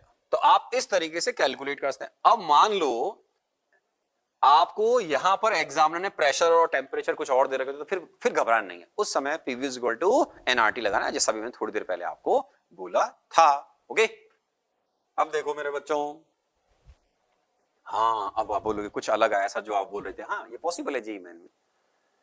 जेई मैन में क्वेश्चन कितना भी इजी आता है आजकल, तो जेई मैन में डिफिकल्ट प्रॉब्लम्स भी आने लग गए हैं। वेरी गुड, मुझे बहुत अच्छा लग रहा है ऐसा। क्यों, जितना पेपर डिफिकल्ट आएगा, कोच, ऑनरेबल, गुरु, टीचर, गुरु, जो भी आपको वर्ड अच्छा लगता है उसकी इंपॉर्टेंस वहीं काम आती है, उसका एक्सपीरियंस वहीं काम आएगा। कब, जब जेई मैन और एडवांस के पेपर डिफिकल्ट या वेरी डिफिकल्ट आएंगे, तब आपको मालूम चलेगा कि एक्चुअल में सही गुरु या कोच या टीचर की इंपॉर्टेंस क्या होती है। इजी पेपर में तो कोई खास बात नहीं होती है। अब देखो मेरे बच्चों, 2 मोल्स वॉल्यूम निकालना है। V इज इक्वल टू क्या हो गया, N R T upon P. आप बोलोगे यस सर। एन कितने मेरे बच्चों 2, आर कितना, प्रेशर एटीएम में है, टेम्परेचर केल्विन में, तो 0.0821 इंटू 273 डिवाइड बाय क्या लिखा मैंने बेटा 2 मोल्स, मेरी मर्जी। तो 2 से 2 मैंने कैंसिल कर दिया। ये भी सिखाया था राउंड फिगर में 22.4 लीटर आएगा। कितना आएगा 22.4 लीटर। तो डेटा एग्जामिनर केवल इजी भी कर सकता है, बच्चा कंफ्यूज हो जाएगा, कंफ्यूज नहीं होना है, फॉर्मूला लगाओ, आंसर लाओ, ठीक है। तो इस तरीके से भी हम बात कर सकते हैं। और देख लो बेटा, calculate number of molecules of oxygen. अब मैंने जो आपने पहले सीखा उसको इससे अटैच कर दिया है। थोड़ा सा ध्यान दें, है ना, टेंशन ना करें, टेंशन मेरे ऊपर छोड़ना, आप पढ़ाई करना, है ना। अब देखो क्या है इसमें, देखिए आंसर लाने की ट्राई करो। अगर आप सीखने की ट्राई कर रहे हैं बहुत अच्छा, तो आप खुद रफ में सॉल्व कर लें, वीडियो पॉज करके देखो फटाफट आपका आंसर मैच करता है कि नहीं करता मेरे साथ। और नहीं तो आराम आराम से देख लीजिए। क्या, calculate number of molecules of oxygen in 11.2 litre sample, 2 ATM pressure 273 kelvin. अब आपको प्रॉब्लम हो गई, क्यों, प्रेशर 1 एटीएम नहीं, कितना है 2 एटीएम है। तो आप सबसे पहले क्या करोगे, आप नंबर ऑफ मोल्स निकाल लो। आपको नंबर ऑफ मॉलिक्यूल्स निकालना है, इसका बहुत ध्यान रखना है अपने को, है ना। तो अपन क्या करेंगे बेटा, सबसे पहले number of moles of oxygen निकालेंगे मेरे बच्चों, ठीक है। मॉलिक्यूल्स की बात करें मतलब number of moles of water निकाल लो, PV is equal to NRT. तो यहां पर आप जब PV is equal to NRT लगाओगे तो आपके पास क्या हो गया, पीवी अपॉन आरटी। प्रेशर कितना है बेटा 2, वॉल्यूम कितना है 11.2 लीटर, आर कितना है बेटा 0.0821, टी कितना है 273। कैलकुलेशन से बचाने के लिए सिखाया था कि ये राउंड फिगर में 22.4 होता है। ये भी देखो गौर से 22.4 है, मतलब मेरे पास इसका मोल 1 आएगा मेरे प्यारे बच्चों, 1 मोल। क्या ये मेरा आंसर है मेरे बच्चों? आपका आंसर होना चाहिए नो सर, आपने नंबर ऑफ मोल्स नहीं, आपने नंबर ऑफ मॉलिक्यूल्स पूछे हैं। तो नंबर ऑफ मोल्स को नंबर ऑफ मॉलिक्यूल्स में कैसे कन्वर्ट करोगे मेरे प्यारे बच्चों? तो आप बोलोगे number of molecules of oxygen 1 mole into Avogadro number 23। तो 6.022 into 10^23 into 1, ये आपका आंसर किसी से मैच करना चाहिए, आपका आंसर सी आना चाहिए। अगर कुछ बच्चे जल्दबाजी में सॉल्व करेंगे, ध्यान नहीं देंगे, तो उसका आंसर 1 आएगा, ठीक है, तो ये गलत हो जाएगा, समझे। करेक्ट आंसर तो दिख ही रहा है। इसके अलावा कुछ बच्चों ने ध्यान दिया 2 ATM है तो उन्हें रट रखा होगा, तो बोलेंगे 11.2 डिवाइड बाय 2.4, तो बोलेंगे 0.5 मोल्स, तो 0.5 फिर गलत, क्योंकि 0.5 मोल्स पहली बात, फिर गलत करा, पहले तो गलत कराया आपने, फिर डबल गलती क्या होगी, उस नंबर ऑफ मॉलिक्यूल्स पूछे, नंबर ऑफ मोल्स नहीं पूछे हैं। तो नंबर और मोल्स में भी डिफरेंस करें, कि आज सबसे पहले हमने जब इन टर्म्स ऑफ नंबर स्टार्ट किया था तो आपको बताया था कि 1 मोल अपने आप में काउंटिंग नंबर है, बहुत बड़ा नंबर है, ठीक है, वो है 6.022 × 10^23 एंटाइटीज को रिप्रेजेंट करता है। आप किसी भी सब्सटेंस के जब इतने बड़े नंबर को करेक्ट कर लेंगे तो आप बोल सकते हैं सीना चौड़ा करके कि सर मैंने उसका 1 मोल कलेक्ट कर लिया है। और देखो मेरे बच्चों, वेरी इंटरेस्टिंग, अच्छा क्वेश्चन है, थोड़ा सा दिमाग लगाना है। भगवान ने आपको बहुत जबरदस्त और बहुत ज्यादा दिया है, ऐसा मैं पॉजिटिव थिंकिंग रखते हुए बोल रहा हूं या आप पे कॉन्फिडेंस रखते हुए बोल रहा हूं। मेरे पे तो आप कॉन्फिडेंस रखो। 23 इयर्स में मैंने कितने हजारों बच्चों का मेंटर रहा हूं, आप आइडिया नहीं लगा सकते हैं। कितने हजारों बच्चे IITs में, NITs में, बिट्स में जा चुके हैं, अदर अच्छे इंजीनियरिंग कॉलेज में जा चुके हैं। तो you are in safe hands, okay. मैं और मेरे दोस्त आपकी बहुत अच्छी हेल्प करेंगे जेईई मेन और एडवांस क्लियर करने में। ये आप पर डिपेंड करेगा कि आपका ड्रीम कौन सी रैंक है, आप उसके अकॉर्डिंग कैसे एफर्ट लगाते हैं। प्लानिंग हम आपको बता देंगे, तो हम बोलते हैं dream, planning and execution with hard work and dedication with smart work बोल सकते हैं आप, है ना। सबसे इंपॉर्टेंट बात है बच्चों, अपनी विल पावर अच्छा रखिएगा। और मेरे हिसाब से एक पॉइंट याद रखें, अपने आप को कभी किसी से कंपेयर ना करें, है ना। जीवन भर मेरी बात ध्यान रखना, जब हम अपने आप को किसी और से कंपैरिजन करना शुरू कर देते हैं तो ऐसा करके आप अपने आप को दुखी करने का प्रोसेस शुरू कर चुके हैं। तो अपने आप को किसी से कभी कंपेयर ना करें। मैं यूनिक हूं, आप यूनिक हैं, पूरी दुनिया में सब यूनिक हैं। गॉड ने ऐसा मानिए, बहुत पॉजिटिव थिंग, सबको यूनिक बनाया है ना। क्वेश्चन सॉल्व करें। इस क्वेश्चन में आइडियल गैस के 20 ग्राम्स दिए हुए हैं। आप बोलोगे यस सर, इसमें केवल 2 ही एलिमेंट हैं, एस और ओ, सल्फर और ऑक्सीजन, ये भी ठीक है। इसका वॉल्यूम मेरे बच्चों 5.6 लीटर दे रखा है 1 ATM और 273 केल्विन पर। आप बोलो ये भी ठीक है सर। अब मैंने पूछा what is the mass of 1 mole of ideal gas, मतलब मोलर मास पूछ रहा हूं मैं आपसे। आप बोले क्वेश्चन थोड़ा अलग हो गया, तो आप क्या करोगे मेरे प्यारे बच्चों, फटाफट अपनी प्रॉब्लम खुद सॉल्व कर रहे हैं, नहीं तो मेरे साथ सॉल्व करें। अगर आपने खुद ने सॉल्व कर लिया हो तो बहुत बढ़िया है मेरे बच्चों, ठीक है। ओहो, ये वापस से कुछ प्रॉब्लम आई, कोई बात नहीं, थोड़ी देर हिम्मत रखें। तो सबसे पहले क्या करोगे, 1 ATM 270 केल्विन वॉल्यूम दे रखा है, तो 5.6 डिवाइड बाय 22.4, ओरली भी सॉल्व कर सकते हैं। 5.6 डिवाइड बाय 22.4 कितने मोल्स हो गए, 0.25 मोल्स। 0.25 मोल आपका आइडियल गैस है जिसमें सल्फर और ऑक्सीजन के एटम है केवल, और किसी थर्ड एलिमेंट के नहीं है। अब इसका वॉल्यूम कितना आया, इसके मोल्स कितने आए, 0.25। 0.25 मोल का मास दे रखा है, कितना मेरे प्यारे बच्चों, 20 ग्राम।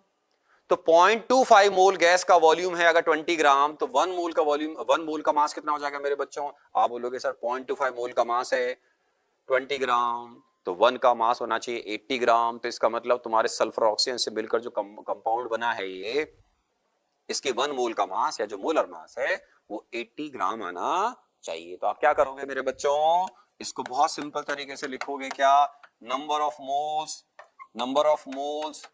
ऑफ आइडियल गैस जो भी दे रखी है आपको, ठीक है, number of moles of gas 5.6 divide by 22.4, 0.25 moles, ठीक है। अब बच्चों की तरह करो, मास ऑफ 0.25 मोल गैस कितना है बेटा, इज, कितना दे रखा है बेटा, 20 ग्राम, ठीक है। तो मास of 1 mole of ideal gas is 20 divided by 0.25 gram means 80 ग्राम। तो आपका आंसर जो है मेरे बच्चों इस केस में कितना आना चाहिए, इस केस में आपका आंसर आना चाहिए 80 ग्राम। तो 80 ग्राम कहां है, आप बोलोगे सर हमें ऑप्शन भी दिख गया। और हो सकता है कि एग्जामिनर आपसे फॉर्मूला भी पूछ ले उसका। तो देखिए जो SO2 होता है, आप अगर इस पे ध्यान देंगे, ठीक है, तो ये इसका मोलर मास आपको सल्फर का 32 में आपकी हेल्प कर रहा हूं, आप आगे जाके सीख जाएंगे, एग्जाम में दे भी दिया जाता है। तो इसका मोलर मास आएगा 64 ग्राम। तो इसका मतलब SO2 नहीं है, SO3 सल्फर ट्राइऑक्साइड। अगर इसको देखोगे मेरे बच्चों तो ये 16 प्लस 16, या सॉरी ऐसे बोले 16 इंटू 8 ऑक्सीजन हो गया प्लस 32, तो ये आपके पास 80 आएगा। इसका मतलब क्या हुआ, ये जो आइडियल गैस माना गया है हाल फिलहाल जो दे रखा है डेटा, उसके हिसाब से इसका फॉर्मूला देखिए, एग्जाम में प्रॉब्लम फ्रेम की जाती है। मैंने न जाने कितनी प्रॉब्लम्स अपनी लाइफ में फ्रेम के, मुझे भी पता नहीं है एक्चुअल में, सही बताऊं तो आपको। डायरी की डायरी लिखी, उनसे फिर किताब लिखी, बुक लिखी, बुक के अलावा भी आई थिंक मुझे पता नहीं मेरे पास कितनी और प्रॉब्लम्स रखी हैं जिनको मैं चाहूं तो फर्दर और बुक्स में कन्वर्ट कर सकता हूं, वो देखेंगे। तो हम बहुत सारी प्रॉब्लम का कलेक्शन जो है वो आने वाले समय में भी देखेंगे इन फॉर्म ऑफ शीट या डीपीपी, और या मैं आपको बुक के अंदर भी, मैं अपनी एन अवस्थी की जो बुक आती है, जो आप आराम से क्या करें, मेरी बातों को अगर आप मान लीजिए बहुत सीरियस नहीं ले रहे हैं, तो आप पिछले 15-20 साल के जी के टॉपर्स की जो स्टेटमेंट बुक्स में या चैनल वगैरह पर जहां भी आप देखते हैं जरूर पढ़िएगा। तो उसमें फिजिकल केमिस्ट्री की एक बुक आपको उनमें बच्चों में 99% मैं कॉन्फिडेंट हूं, है ना, उसमें लिखा हुआ एन अवस्थी, है ना, वो व्यक्ति मैं ही हूं, ये ईश्वर का आशीर्वाद है या बच्चों का प्यार है। ठीक है, तो मेरे बच्चों ये मोल कॉन्सेप्ट को आपने 3 तरीके से स्टडी किया, इन terms of number, in terms of mass, in terms of volume. मैंने एज्यूम किया है कि आपको मोल पहले से नहीं आता था, आप 10 से 11 मूविंग स्टूडेंट हैं, या आपका बेसिक्स बहुत गड़बड़ करते थे आप, कभी एटम एटॉमिक मास, कभी मॉलिक्यूलर मास, कभी ग्राम एटॉमिक मास या मोलर मास, कंफ्यूज हो रहे हैं ग्राम एटम ग्राम मॉलिक्यूल वगैरह में। तो इसके लिए मैंने आपको सिस्टमैटिक एक बेसिक लेवल पर इंफॉर्मेशन दी है कि हमने एक तरीके से बेसिक्स ऑफ मोल कॉन्सेप्ट को शानदार तरीके से कवर कर लिया है। ओके, तो अब मैं उम्मीद करता हूं क्लासेस में मिलेंगे तो हम इस मोल कॉन्सेप्ट चैप्टर को डिटेल में पढ़ेंगे, जिसमें इसके एप्लीकेशंस वगैरह बहुत अच्छी आएंगी, कैलकुलेशंस वगैरह, बहुत बड़ा चैप्टर है बच्चों। मैंने क्या बोला, ड्यूरेशन इसका कम से कम 1.5 महीने रहेगा, जो बच्चे 11th क्लास में पढ़ेंगे मेरे साथ में। ठीक है, तो मैं आपको बहुत बहुत शुभकामनाएं देता हूं, my best wishes for your future. आप चाहे कोर्स ज्वाइन करें ना करें, हिंदुस्तान का नाम रोशन करें, पेरेंट्स का अपना नाम रोशन करें, अपने समाज के अंदर या अपने स्टेट या डिस्ट्रिक्ट के अंदर, सब जगह कोशिश करें कि आपका नाम फैले। जैसे शहर के अंदर काफी लोग मुझे जानते हैं एज एजुकेटर, काफी लोग मुझे एज ए स्पोर्ट पर्सन जानते हैं, काफी पर्सन मुझे एज ए वाइब्रेंट डायरेक्टर जानते हैं। तो ये अलग अलग आपकी एबिलिटीज हो सकती हैं, आपको भी मेरी तरह एक ऑलराउंडर बनने की कोशिश करनी चाहिए। My best wishes, your bright future. Thank you very much, thank you.